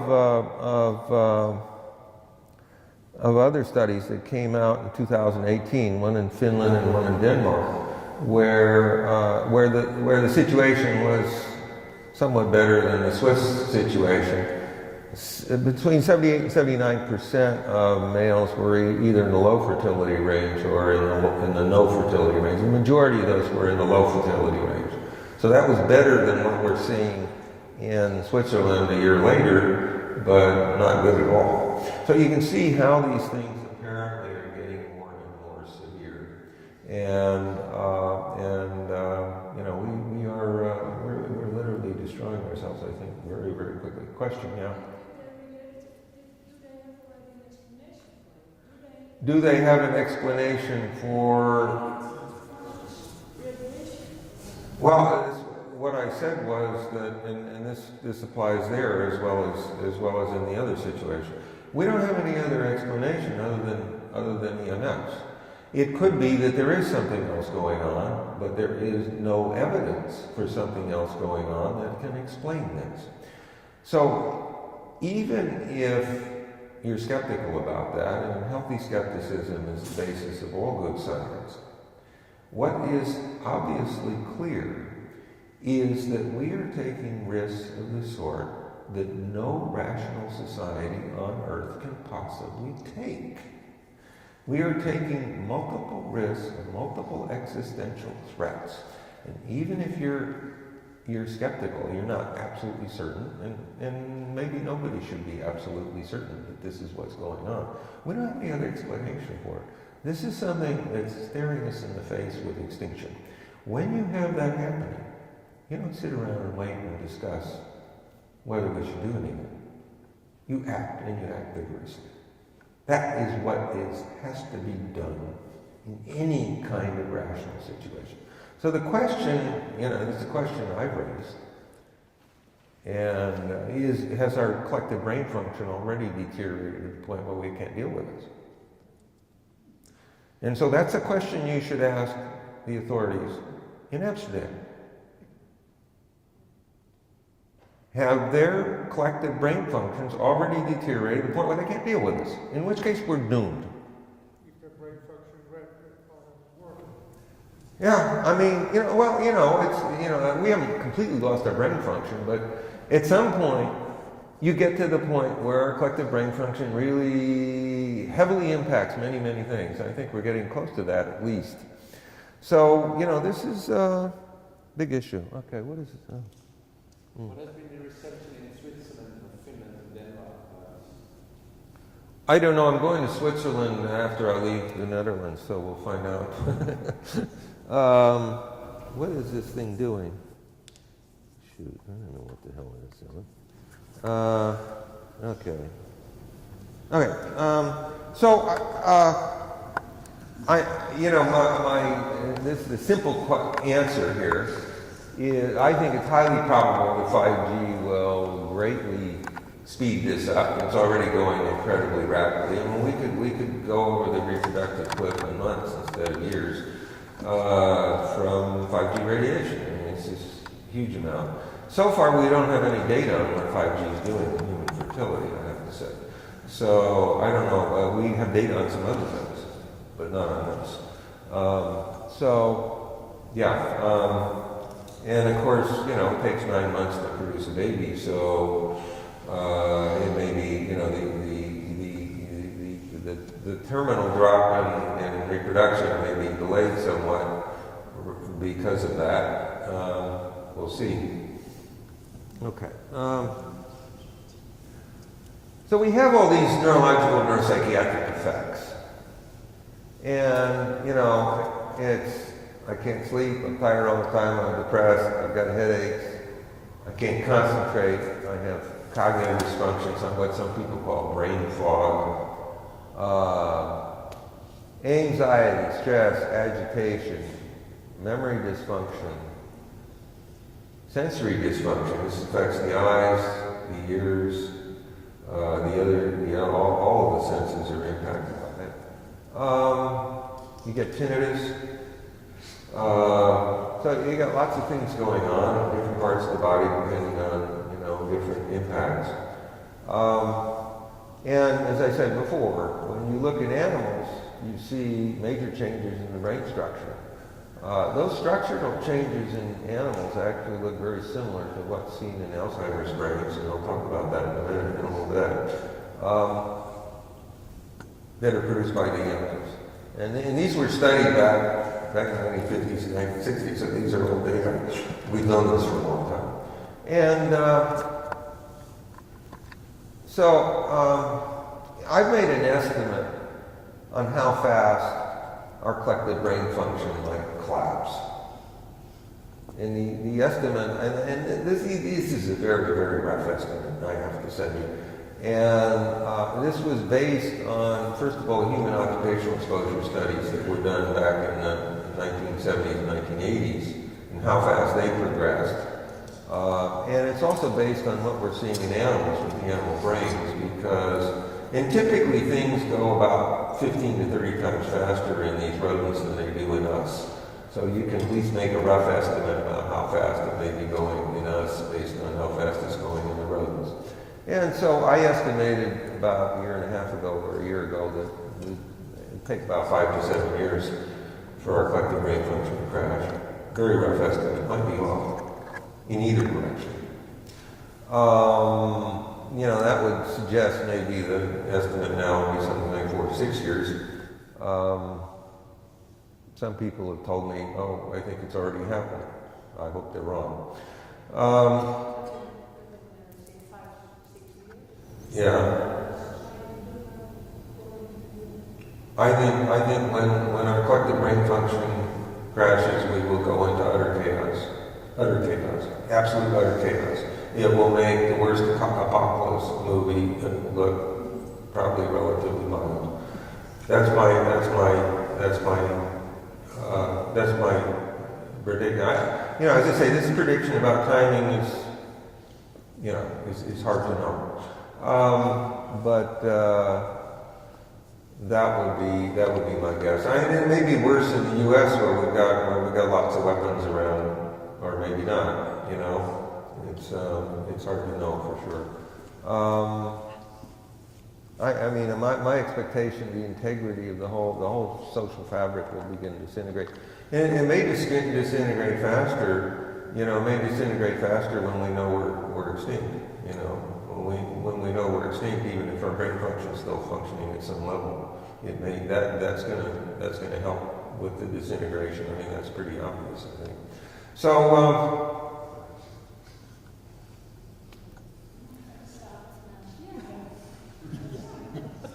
Now, let me talk about very early onset Alzheimer's dementias. Talk about pleasant topics. Okay, so the age of onset of Alzheimer's has been dropping. We know that. And the changes you see in the animal brains, from EMF exposures look really quite similar to what you see in Alzheimer's patients' brains. So that may just be a coincidence. It may not tell you anything terribly profound, but on the other hand, it may tell you something very profound. There is what's been called the calcium hypothesis of Alzheimer's disease, and this has been published repeatedly over the last 25 years. Basically, what it argues is that excessive intracellular calcium is right at the core of the causal mechanism of Alzheimer's disease, and that the other things, like high levels of the amyloid beta protein and the neurofibrillary tangles that you see in Alzheimer's, are caused by the high levels of intracellular calcium. So, obviously when I saw that, I said, well, okay, we know that's the immediate effect of the Emfs, is to produce high levels of intracellular calcium. That raises a huge red flag as to whether these very early onset Alzheimer's disease can be caused by Emfs. Okay, and so what I'm going to tell you now is there are some very good animal models of Alzheimer's disease. And you can cause Alzheimer's-like effects with essentially 100% of the animals simply by giving them a series of EMF pulses. And this was shown in these two studies that I've got listed here. In the first study, what they did was they took, these were done in rats, and they exposed, in the first study, they exposed the rats to a series of EMF pulses. So these are like the nanosecond pulses that I talked about before. And they exposed the rats to nanosecond pulses, either 100 or 1,000 or 10,000 of them, at 10 millisecond intervals. So what does that mean? Well, you give 100 pulses at 10 millisecond intervals, you're giving them all in 1 second. So you're giving 1 second of pulses. And what you find is that if you wait until they're 18 months, essentially all these rats have very early onset Alzheimer's. 18 months later. Now rats live to be roughly 3 years old. So these are still fairly young rats. I mean, these are not old rats approaching their demise. And yet they have Alzheimer's, very early onset Alzheimer's. If instead of giving the pulses once, you give them once a day, starting at 2 months, then you see the Alzheimer's much, much earlier. You see it at about 4 months later. You see obvious Alzheimer's effects at 4 months later. So these are now 6 months old rats. As I said, the rats live to be 3 years or 36 months. So this is about 1/6 of their lifetime. So this might be the equivalent of Alzheimer's in, 12 or 13-year-old children. 100% Alzheimer's, 12 or 13-year-old children.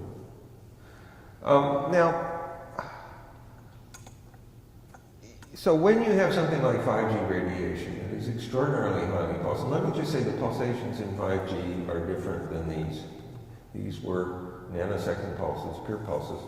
The 5G pulses are modulating pulses. They both work via VGCC activation, however. They're both highly active in VGCC activation, both types of pulsations.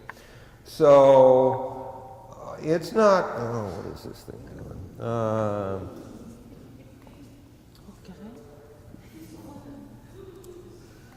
I don't know what it's doing here. We may have to start it again or not, I don't know. All right.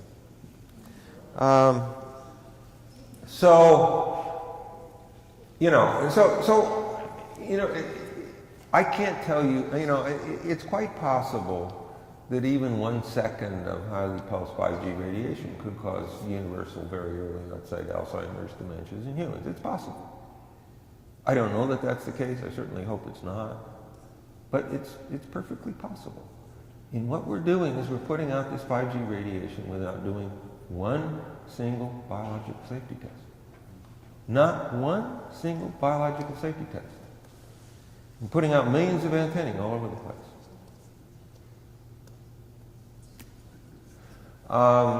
As I said before, we're taking risks of the sort that no rational society on Earth could possibly take. Now, what am I going to do with this? We'll take some time, but it's taking, a few minutes to do a kind of backup. We didn't ask for it, but it's doing it by itself. It's doing a backup. Yes, but... Is this thing plugged? This is plugged in, yeah? So it's getting current. I don't know what's going on. Oh, that's a new laptop. Well, wait a minute. Oh. All right, well, you have to shut this down and pull this out. All right. Okay. So, anyway, so this is, and let me just say, I spent a lot of time on these two papers, and they are beautiful papers. They come out of China. And that, what's happened with the EMF stuff is that Nothing's coming out of the US, nothing's coming out of the UK, very little is coming out of many other countries that should be doing work on this stuff. And so often the best work is coming from other places. And these two came out of China. They're beautiful papers. It's worth reading them. Anyway, but I'm, you know, and you see good work coming out of Turkey, Iran, other Middle Eastern countries sometimes, some of the East Asian countries. You see good work coming out of China, you see some good work coming from India. There is good work coming from Europe. Not nearly what I'd like to see, but you know, there is good work coming from Europe. And but what's true is that you know, the U.S., which prides itself as being the #1 science country in the world, basically stopped funding research in this area between 1986 and 1999. And so the only money that's available is from the industry. And they, of course, have a slight bias here. So there's no good research being done in the U.S. that requires any money, any funding at all. And, well, I know of 1 or 2 exceptions to that things that slip through, but that's about it. So, how are we doing here? Maybe we take some questions? Well, I guess we can do that. Take some questions. We need people to have the microphone there. And probably what I should, you want to take the microphone. And why don't you come up and ask the question? That'd be good. Yeah. Mm-hmm. Sorry. Are we, we got it here? Is it working? The microphone. Put your feet up. Put on. Sorry. Okay. Yeah. Yeah, so my name is Tessa. As I understand, in the US, especially California, 5G is already rolled out. Yes. And I will talk about California a little bit. So Yeah. I've heard that bees are dropping dead close to the towers, other effects are happening. So that must be noticed, people see that. Why is it not on the news? Why is this not, there's no action taken? They want to shoot out satellites in orbit to put 5G all over the world so that you are on safari in Africa and that you can use your cell phone and do social media. Yeah. It's crazy. And I'll answer your question in one word. It's called corruption. Yeah. Yeah. It's called corruption. But how can everybody close their eyes for this? It's insane. It is insane. Yeah. Exactly. That's exactly what it is. Yeah. It's all about the money, because I've heard that Amazon is also launching its own satellites because it doesn't want to use the... Maybe not. I don't know. I mean, money is certainly one of the aspects of it. Whether that's the whole thing is another question. We have to stop this. Yeah. We have no choice. We have to stop this. So here in Amsterdam, like what can we do? Is it like... I think you need to go to the Amsterdam city government and you need to demand. You need to demand. You need to do it as groups, because individuals cannot be effective.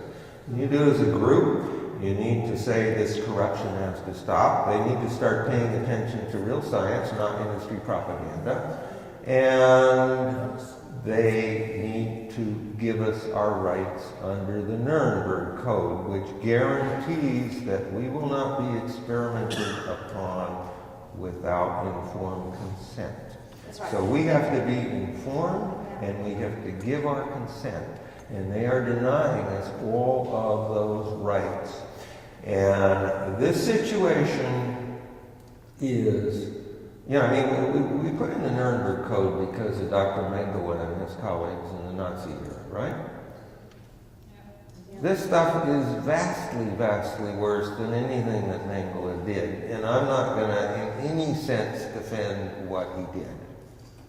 What was done then in the Nazi era. This stuff is vastly worse. Yeah. We need to stop it. Yeah. So I talked about the Alzheimer's, and you know, let's go on. So I want to talk about autism. And let me just say, the autism argument is somewhat weaker than the one I just gave you, but it's not that much weaker. So the pathway that I'm going to talk about most is this one that goes from the low-intensity radiation through the VGCCs, intracellular calcium, down to synapse formation disruption in the developing brain, okay? And I'm also going to talk about the pathway going from chemicals down from the upper right side down through calcium, also impacting synapse formation. So I believe that both EMFs and chemicals can cause autism. And then the question is, what is their relative importance and what evidence do we have on that? And so the first thing I'm going to talk about is what I think the central mechanism is of what's going on here, okay? So, and let me just say that we know that excessive VGCC activity can cause autism. We know that from rare mutations. We also know that elevated VGCC activity makes people more susceptible to developing autism, and we know that from genetic polymorphism studies in humans. So these are both human studies, okay? So those things can cause autism and do have roles in causing autism. Okay. Now, what is the central mechanism of autism? I believe the central mechanism is the disruption of the formation of synapses in the developing brain. And so in the what's called the perinatal period, the period a few months before birth and then after birth, the developing brain, this is true in humans and it's true in animals, although obviously animals do things more quickly. The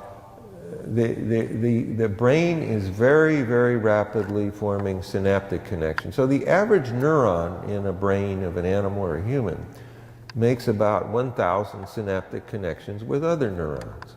That's the way the neurons talk to each other, how one of them can trigger responses in a second one. And obviously, those synaptic connections are of critical importance in the function of the brain. If you don't form those properly, the brain does not function properly.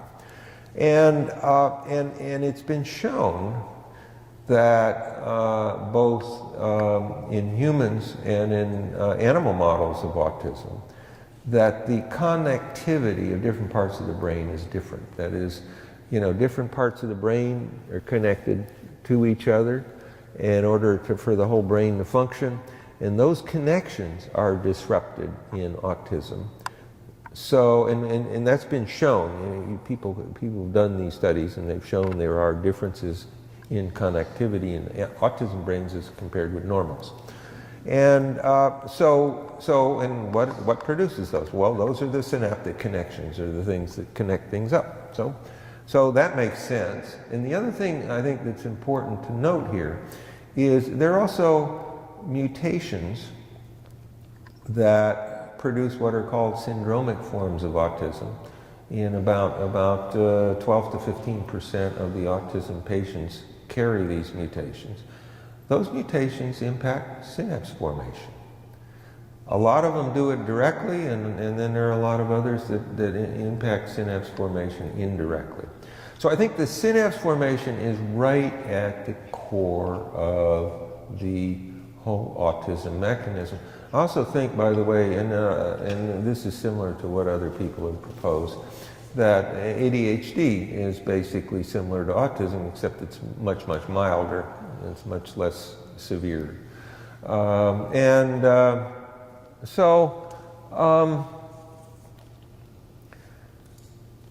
What do we know about synapse formation in the developing brain? There are 5 mechanisms which I've listed here that direct the synapse formation in the developing brain. Each of those 5 mechanisms are regulated by intracellular calcium. And therefore, when you have excessive amounts of intracellular calcium in the neurons in the brain, it will disrupt normal synapse formation because of the impact on each of these 5 mechanisms. Okay?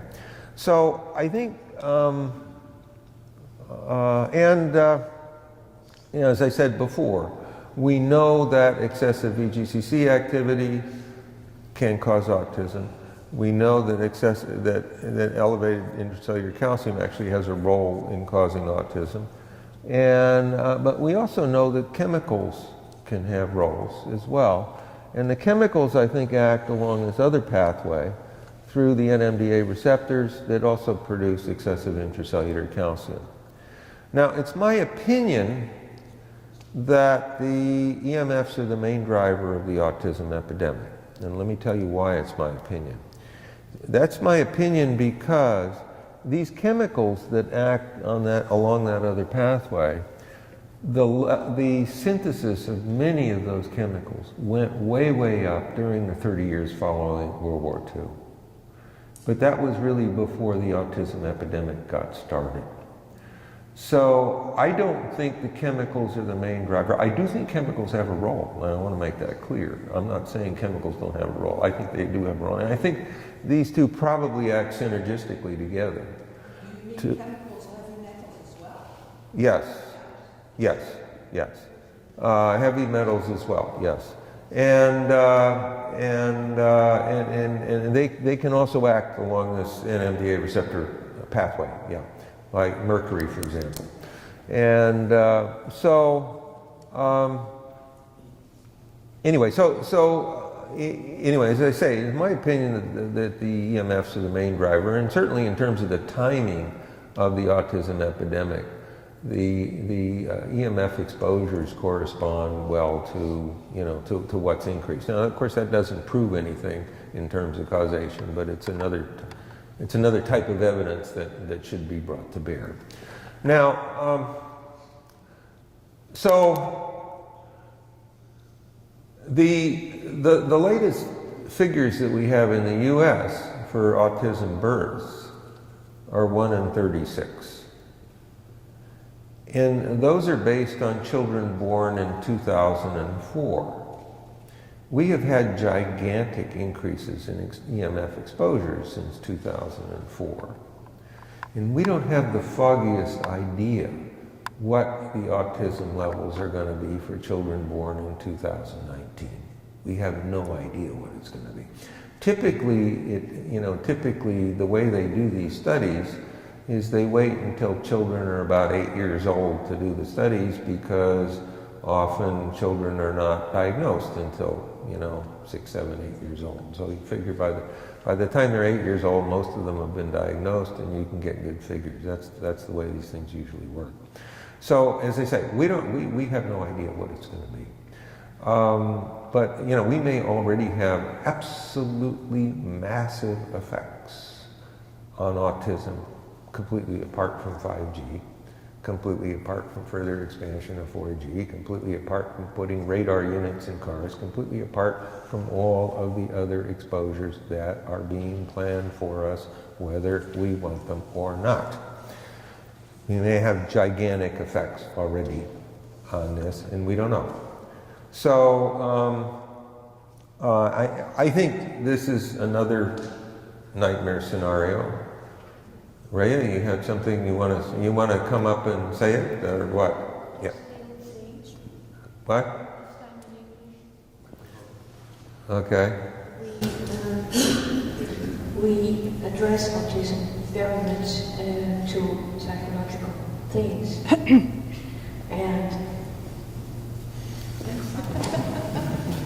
but the biological effects are even more important.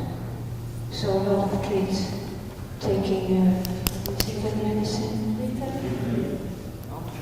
So we have to think again what really is going on.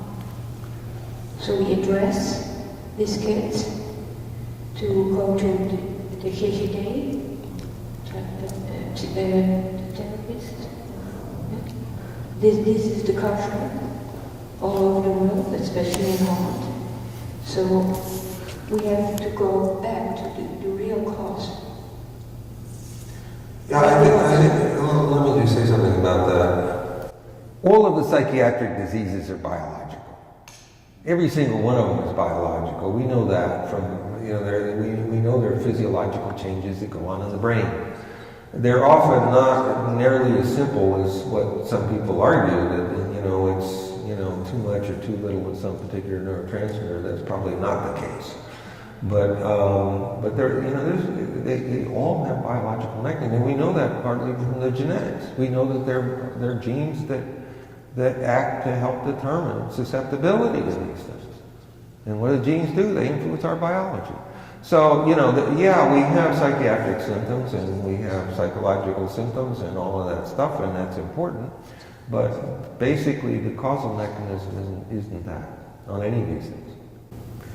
Maar, so you don't catch the problem if you don't catch the problem if you address it only to the psychological part, or Right. give the kids the medicine. Then you have to go back to the beginning. That's what I want to say. So, I guess with regard to 5G, I simply want to make the obvious point, and that is 5G could easily cause universal or near universal autism. And again, it's absolutely insane to put out all this crap without doing biological safety testing, and that's exactly what the situation is. They refuse to do even one single biological safety test of genuine 5G radiation with all the pulsations it will involve.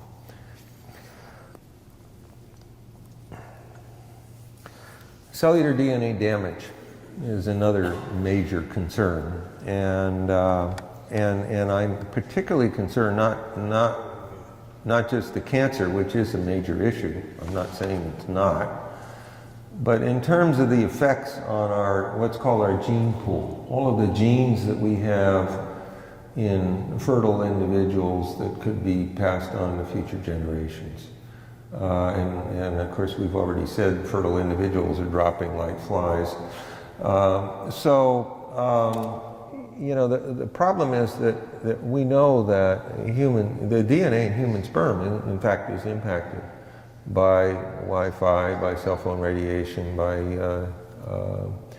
other types of exposures that we have every day, and we have every expectation that 5G will produce massive effects on the DNA, and so so our biological inheritance, our survival as a species, is 100% dependent on our gene pool.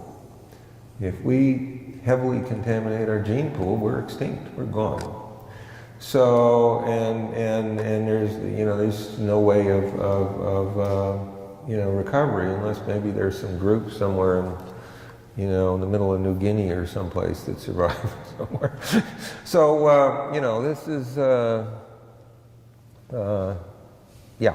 So the DNA that we have, which are double-stranded breaks, single-stranded breaks, and oxidized bases in the DNA, those are the types of changes.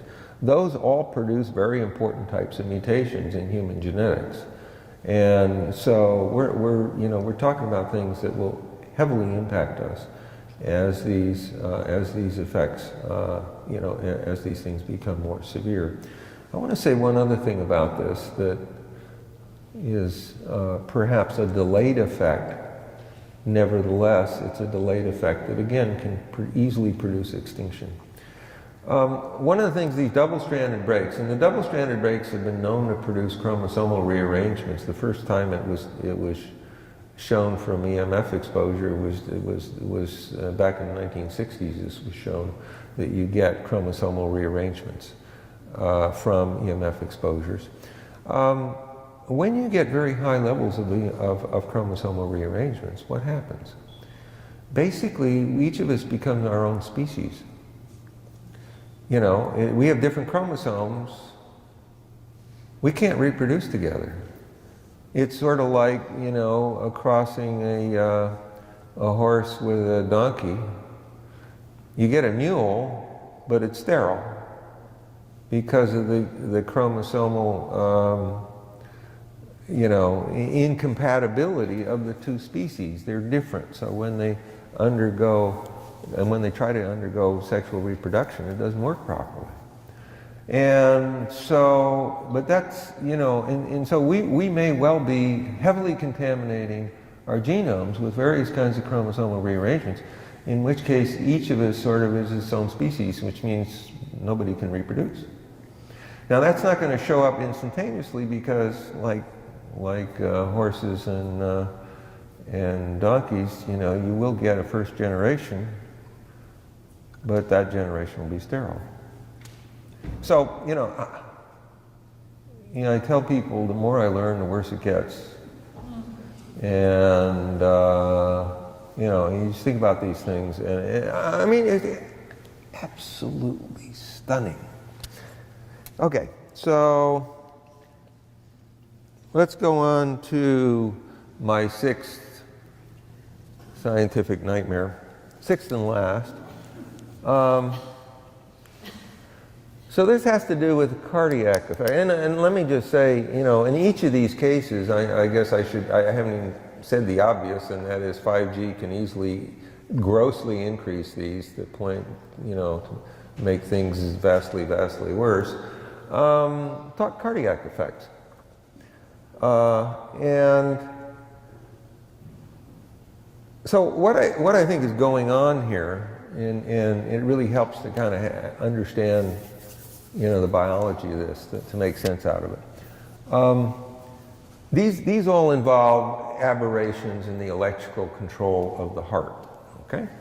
Now, what produces the electrical control of the heart?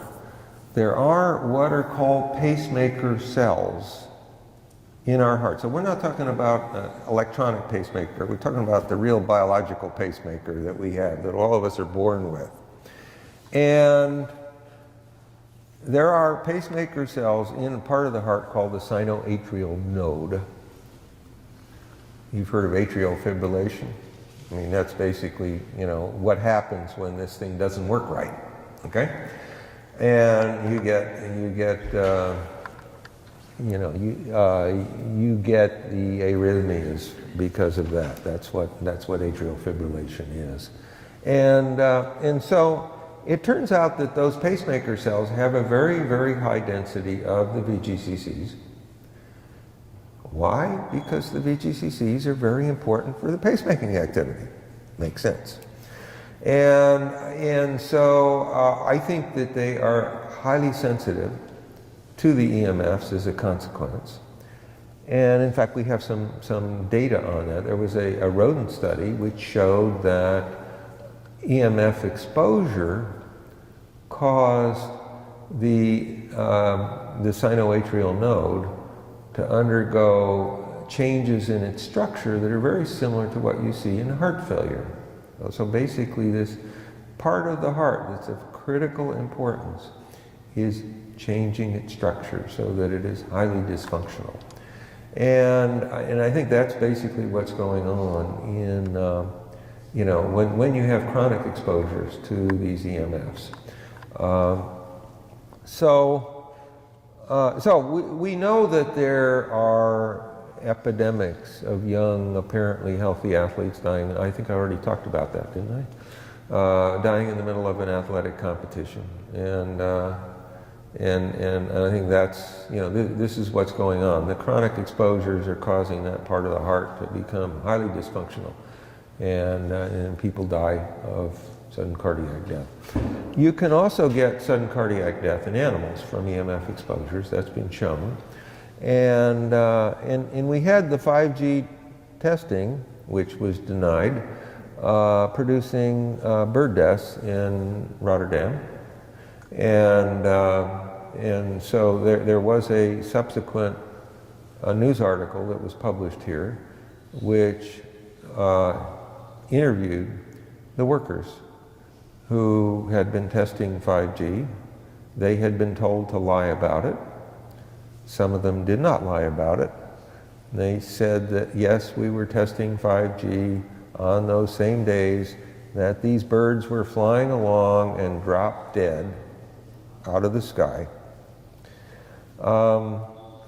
Now, I don't think it's surprising that birds are highly sensitive, or at least can be highly sensitive to this. I mean, obviously birds put, you know, great stress on their hearts when they're flying. You know, you have, so anyway, so that's one thing. Now, the reason that I got interested in this, and I sort of put it up in my top level of concern, has to do with this second to last paragraph. There were 34 racehorse deaths at the Santa Anita racetrack in Southern California in 10 months. So this started right at the end of December last year, getting large numbers of horses dying. The majority of those racehorses died of apparent sudden cardiac death. They're running on the track and they drop down dead. Right in front of everybody. So why should I think that has anything to do with EMFs? The reason I think it has something to do with EMFs is that there are 36 different antennae, either on the Santa Anita racetrack or on the adjacent Santa Anita Park. Santa Anita Park is where the racehorses are stabled when they are not running. So we have a very high densification of these antennae on that racetrack. Some of these are 4G antennae, some of these, well, at least one of them is a 5G antenna. Some of them are other types of antenna that have been identified, and some of them I don't have the foggiest idea what kind of antenna they are. You can look these up on the antenna search site in the US. You can look up the thing and see where all the antennae are, at least all the ones that have been declared. And so we have those, you know, and so it's obviously highly plausible that antenna densification.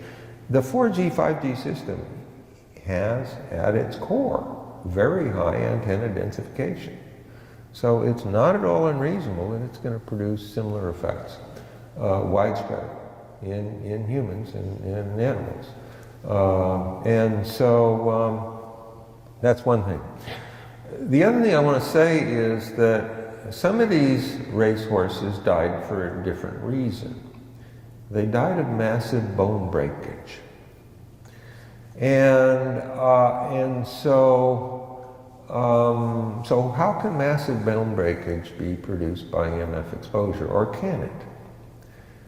I think the answer is clearly that it can, and it can do it in the following way. When you have very high levels of activation of the VGCCs, what's going to happen? You're going to get a lot of calcium flowing into the cells. And when that happens, you're going to deplete the extracellular calcium.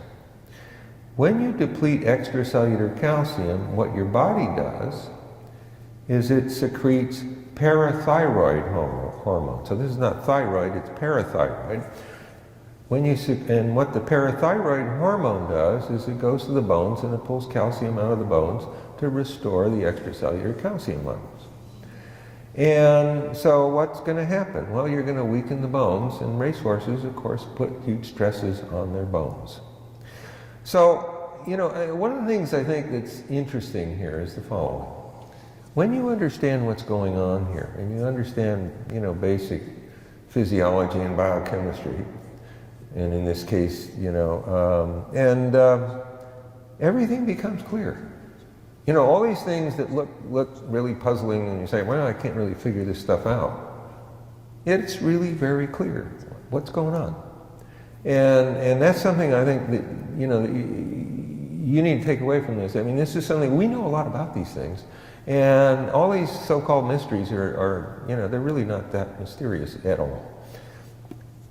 So again, the very high antenna densification, the 4G, 5G system is something that can easily produce widespread effects on on the heart, leading to massive, sudden cardiac death in human populations. And so I'm very concerned about that. And we are seeing cardiac effects in both Switzerland and in Stuttgart. I just wanted to mention that. Okay. Oops. This thing isn't going. Why isn't it going? I don't know. Let's try this. All right. Is it going now? All right. I don't know how to do the Dutch here. Maybe somebody can help me. Can somebody help me?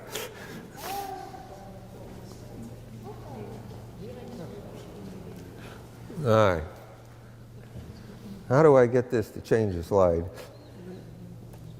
Yeah, that one. Okay. Oh, it worked for you. Why didn't it work for me? Okay. Okay. Use the arrows. It should work. Okay. Okay. Well, yeah. Okay. Okay. So let's talk a little bit about ecological impacts. And let me just say, I feel I don't really have the professional expertise to present this in anything like the way that I would hope to, but I think you can get some feel for some of the ecological effects. My opinion is that the EMFs produce massive effects in all animals and all plants, and they work in very similar ways, and it may also be true in fungi as well, although there we are less knowledgeable. And they go through calcium, both in animals and in plants, at least to a great extent.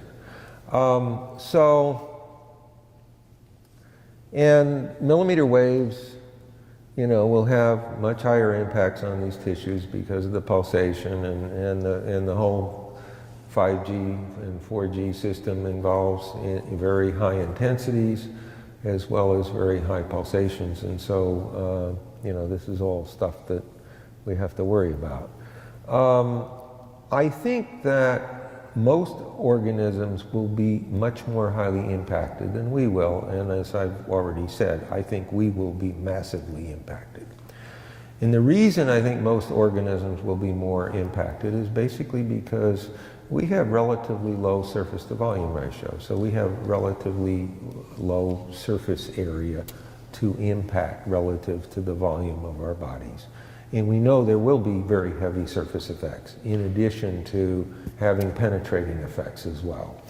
And so I expect we're going to have massive impacts on insects, birds, small mammals, and also most plants. And the reason I say most plants is because even large trees have their leaves and their reproductive organs highly exposed. So we're talking about probably horrendous ecological impacts, and that I can barely imagine. Let me just say, there were 2 U.S. patents issued, one in the year 2000 and the other in 2001, and I've got the number of the patents here, for using millimeter waves. These are not highly pulsed millimeter waves like 5G, these are just non-pulsed millimeter waves, for using millimeter waves as insecticides. Millimeter waves are so effective in killing insects that, they issued 2 patents for using them exactly for that. So there are massive effects of millimeter waves on insects. And there was some discussion about bees, and bees are certainly impacted, and but all insects are impacted. And insects, of course, have important roles in the whole ecological system. Whether we like them or not, they're an important part of our ecology. So, and I already talked about the bird fatalities here in the Netherlands.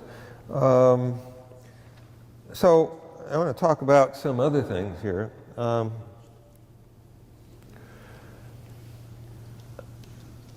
So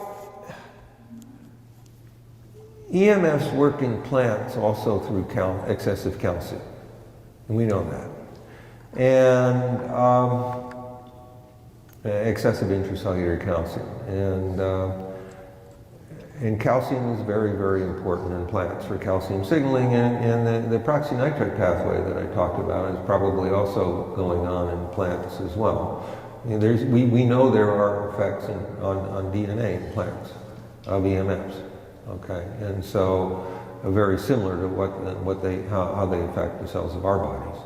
So at least that part of the story is very similar. And now, one of the things that EMFs do in plants is that it makes the plants, and this is true for both monocot and dicot plants, where the two kinds of plants that we're usually most concerned about. Both monocot and dicot plants, when they're exposed to EMFs, you can get very large increases in terpenes. Terpenes are often highly volatile and highly flammable. And when you produce huge increases in these volatile and flammable terpenes, what can happen? It can make the plants much more flammable. It's a little bit like spraying them with a light spray of gasoline. We have had, and it's my opinion that many of the problems with the California fires actually come from this, rather than primarily from climate change. I'm not saying climate change don't have roles here, I'm sure it does. But I think that, and I'm not going to talk about this in today, because what I'm going to do is focus here on 5G.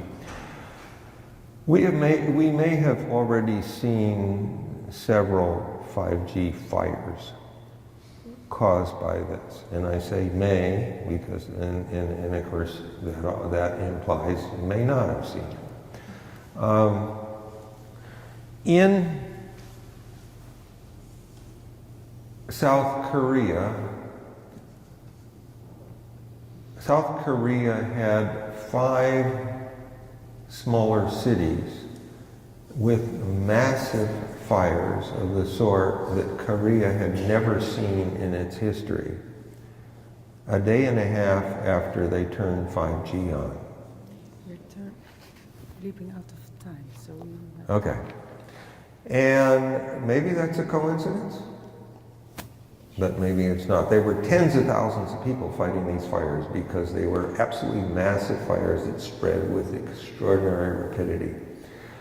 We've also seen very serious fires this year in California in areas where 5G is active, including along the I-405 corridor, where there were huge fires just recently.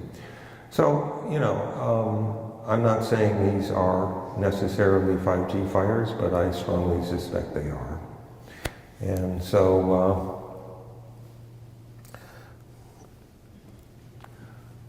I want to talk about limb development.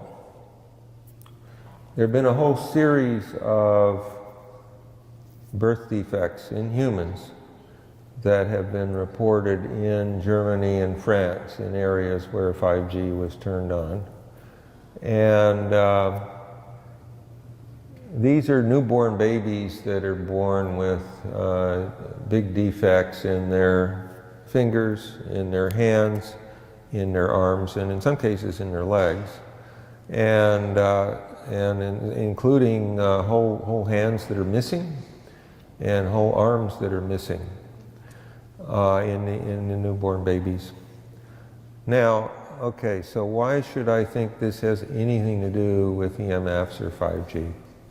The reason really comes from this review article that I've cited here by Bates et al., which shows that excessive activity of both the voltage-gated calcium channels and also some of the other voltage-gated ion channels can cause these kinds of limb defects. Now, the effects that were studied in there were done where you're looking at a single channel that was hyperactive,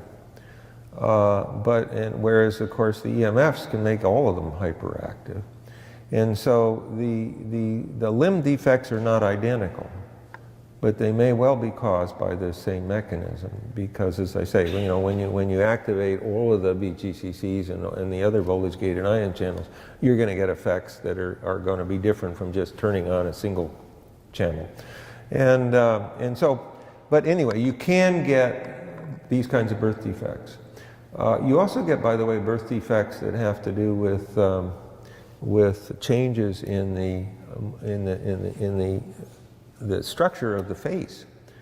And I don't know whether these are going on in humans now or not. I've seen no studies on that, but that's something we should watch for, I think. The problem here, of course, is, as usual, nobody's considering the EMFs as causal here. I think that's probably the likely cause, but nobody's looking at it. And that's tragic, of course. Okay.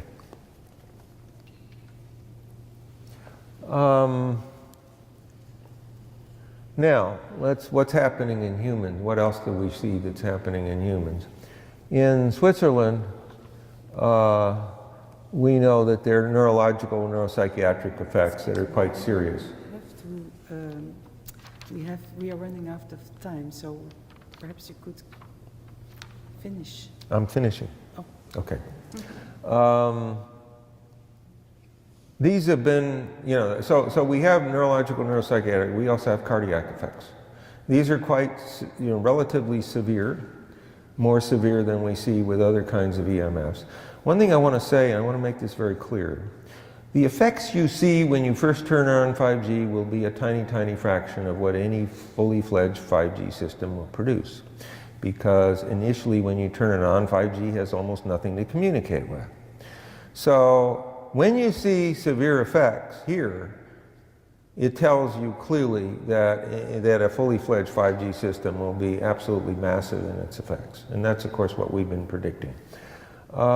Stuttgart, the physicians have been protesting 5G rollout. They report very similar effects with the neurological, neuropsychiatric effect and cardiac effects. They also have shown that we're getting large increases in electromagnetic hypersensitivity. Those are all very important findings.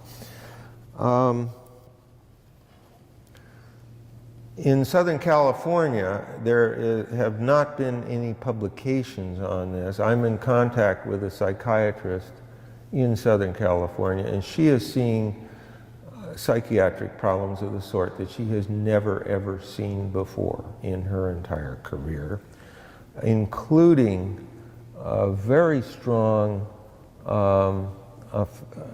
suicidal and homicidal tendencies in many, many people. So these are obviously extraordinarily serious. This hasn't been documented in the literature, so obviously, you know, you can be skeptical about it, and we should be skeptical about it, but these are things that are extremely serious. So all of the reports that we have, every single report we have, we don't have that many reports, yes, but every single report we have is very, very problematic. And I think that's the fundamental thing that we should say here. You know, anybody who says 5G doesn't do anything, every single piece of data says that's totally false.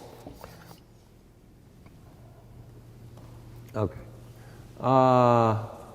And then we have the panic attacks in cattle. There were two that I found in this article, but since then I've been told there have been several others.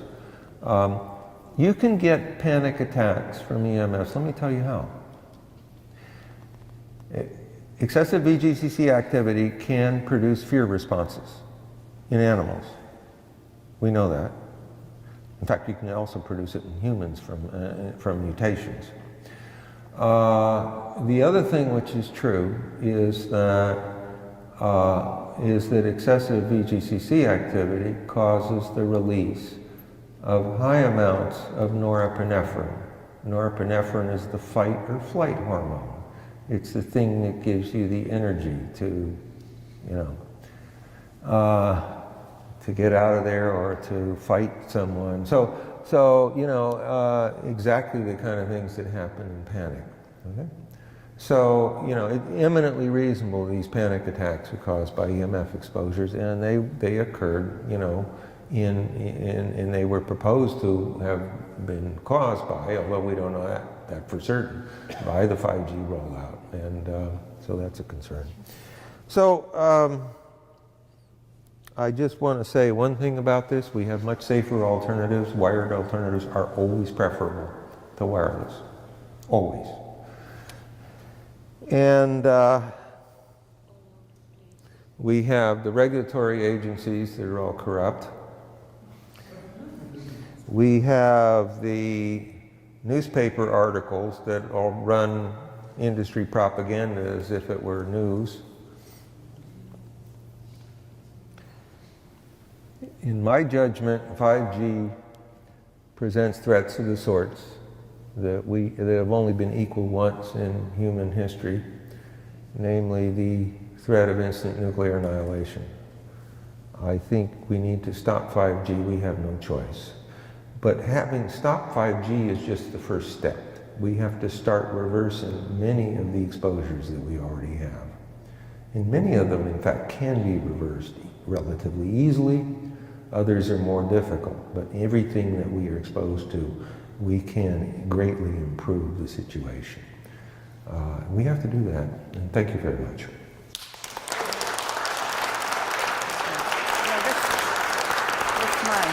Okay. Thank you. Yeah, okay. So we have to get out of here? Is that what you're saying? Yes, we have to get out. But before we get out, it's important to say that we are a very small number of people in Amsterdam knowing about this, hearing about this, and you will not believe what we try to do to reach schools, to reach doctors, to reach everything. We have been mailing. So, from now on, perhaps we can help to spread the awareness, to start to talk about it. Not to judge, but just to spread the news. And we should, the people who want to help with that can put on their email addresses on the paper on the table, or write it to stralingbewustamsterdam.nl. Contact us. We are trying to build up a network where we can go inside the schools, or because outside they throw your paper away. The doctors throw your paper away, and we should go as soon as possible to get this out of the secret. Okay. Yeah. Is the video going to be on YouTube? Is it where's yes, it going to be? certainly. Yeah. We will. We have made 2 films of it, and we will put it on our stralingsbewustamsterdam.nl. So I mean, you might try to have groups of people watch the video together and discuss this, and that might be one effective way of trying to get this to progress in a way that might actually accomplish what we need to accomplish. Anyway, yeah. That's a good question. Are there questions? Martin, I am speaking on behalf of a lot of people in Holland who are experiencing tremblings through their body. They can feel the low frequency noise. And they also hear a hum. I can also feel the tremblings of machines. And I can feel EMFs, I guess, because I was with my measurement meter and then I saw it. Okay. So is this the feeling that you are able to feel tremblings? Okay, so let me tell you what I know, okay? Yeah. I'm not sure I know everything that's important here, but one thing that we know is that there is something called microwave hearing, where people's hearing mechanism is impacted by the EMFs, and they say, okay, I'm hearing these sounds, but somebody who's a little ways away isn't hearing anything. And in fact, this is what happened with the American and Canadian diplomats in Cuba, who were, I believe, attacked by microwave weapons. They heard loud noises, but somebody just a little ways away didn't hear anything. So that's not like sound. So they're not hearing sound there, but there is this phenomenon of microwave hearing, and that is real, and it's been demonstrated, and it exists. And I believe it's a direct impact of the EMFs on the hearing mechanism. Okay. Now, with regard to trembling, there are effects on muscle. human muscle that can lead to, you know, changes in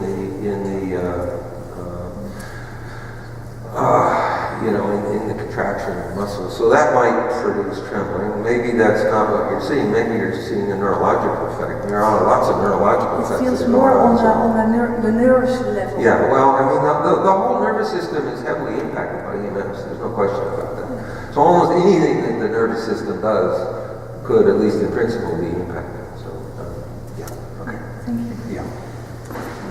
Well, let me just say one other thing about that. The release of every single neurotransmitter in the entire nervous system is controlled by VGCCs and intracellular calcium. Every single neurotransmitter in the whole nervous system. So the nervous system is extraordinarily heavily impacted by this. Okay.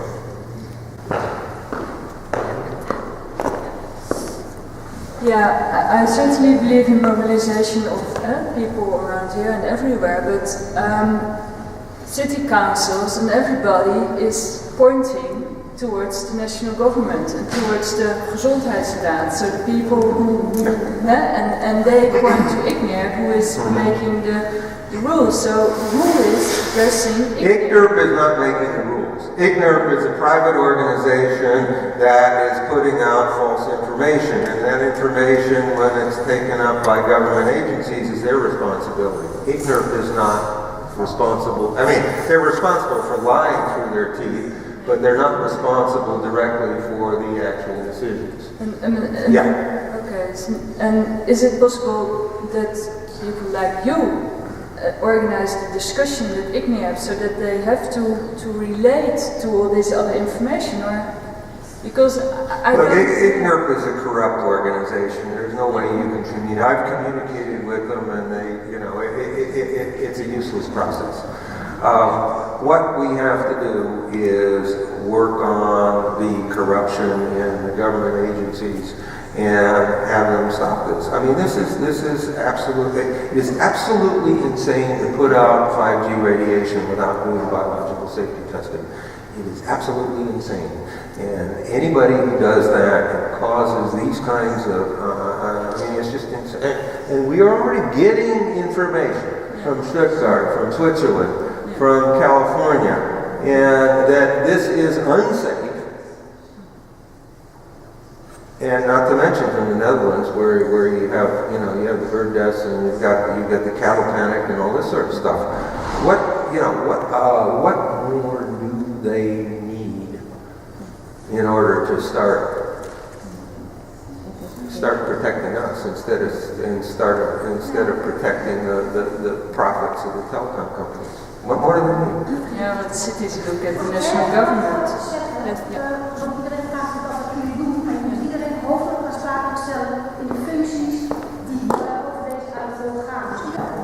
Right. So, what are we doing here? Well, it was a wake-up call to help the authority responsible about what they are doing, and we should rise and say it and start to sign a liability note, because when we are just worrying and doing nothing. No, I agree absolutely. Yeah. Absolutely, I agree. Yeah. And I think that one of the things that Houston will do is to start sending them information and telling them that they may be personally liable for billions of euros of damage to the people here. Yeah. Yes. Okay. Well. Can I come in on one other thing? You know, what these people do, and they often talk about, this is the great economic thing that's going to produce all this economic progress, right? Yeah. The problem is the following. When you have companies that are making lots of money, but we end up paying for it with our bodies, there is no economic growth. What we're doing is we're transferring massive amounts of wealth to these destructive companies, but there is no economic growth because what we lose is worth much more than what they're getting. And I think, when they've been selling this stuff, the smart city stuff and all this kind of stuff to these people with the idea, oh, this is the way to have economic growth. It's complete and utter nonsense. And to the extent that these things are useful, you do them wired and you stop impacting our health. Period. Okay. Thank you very much.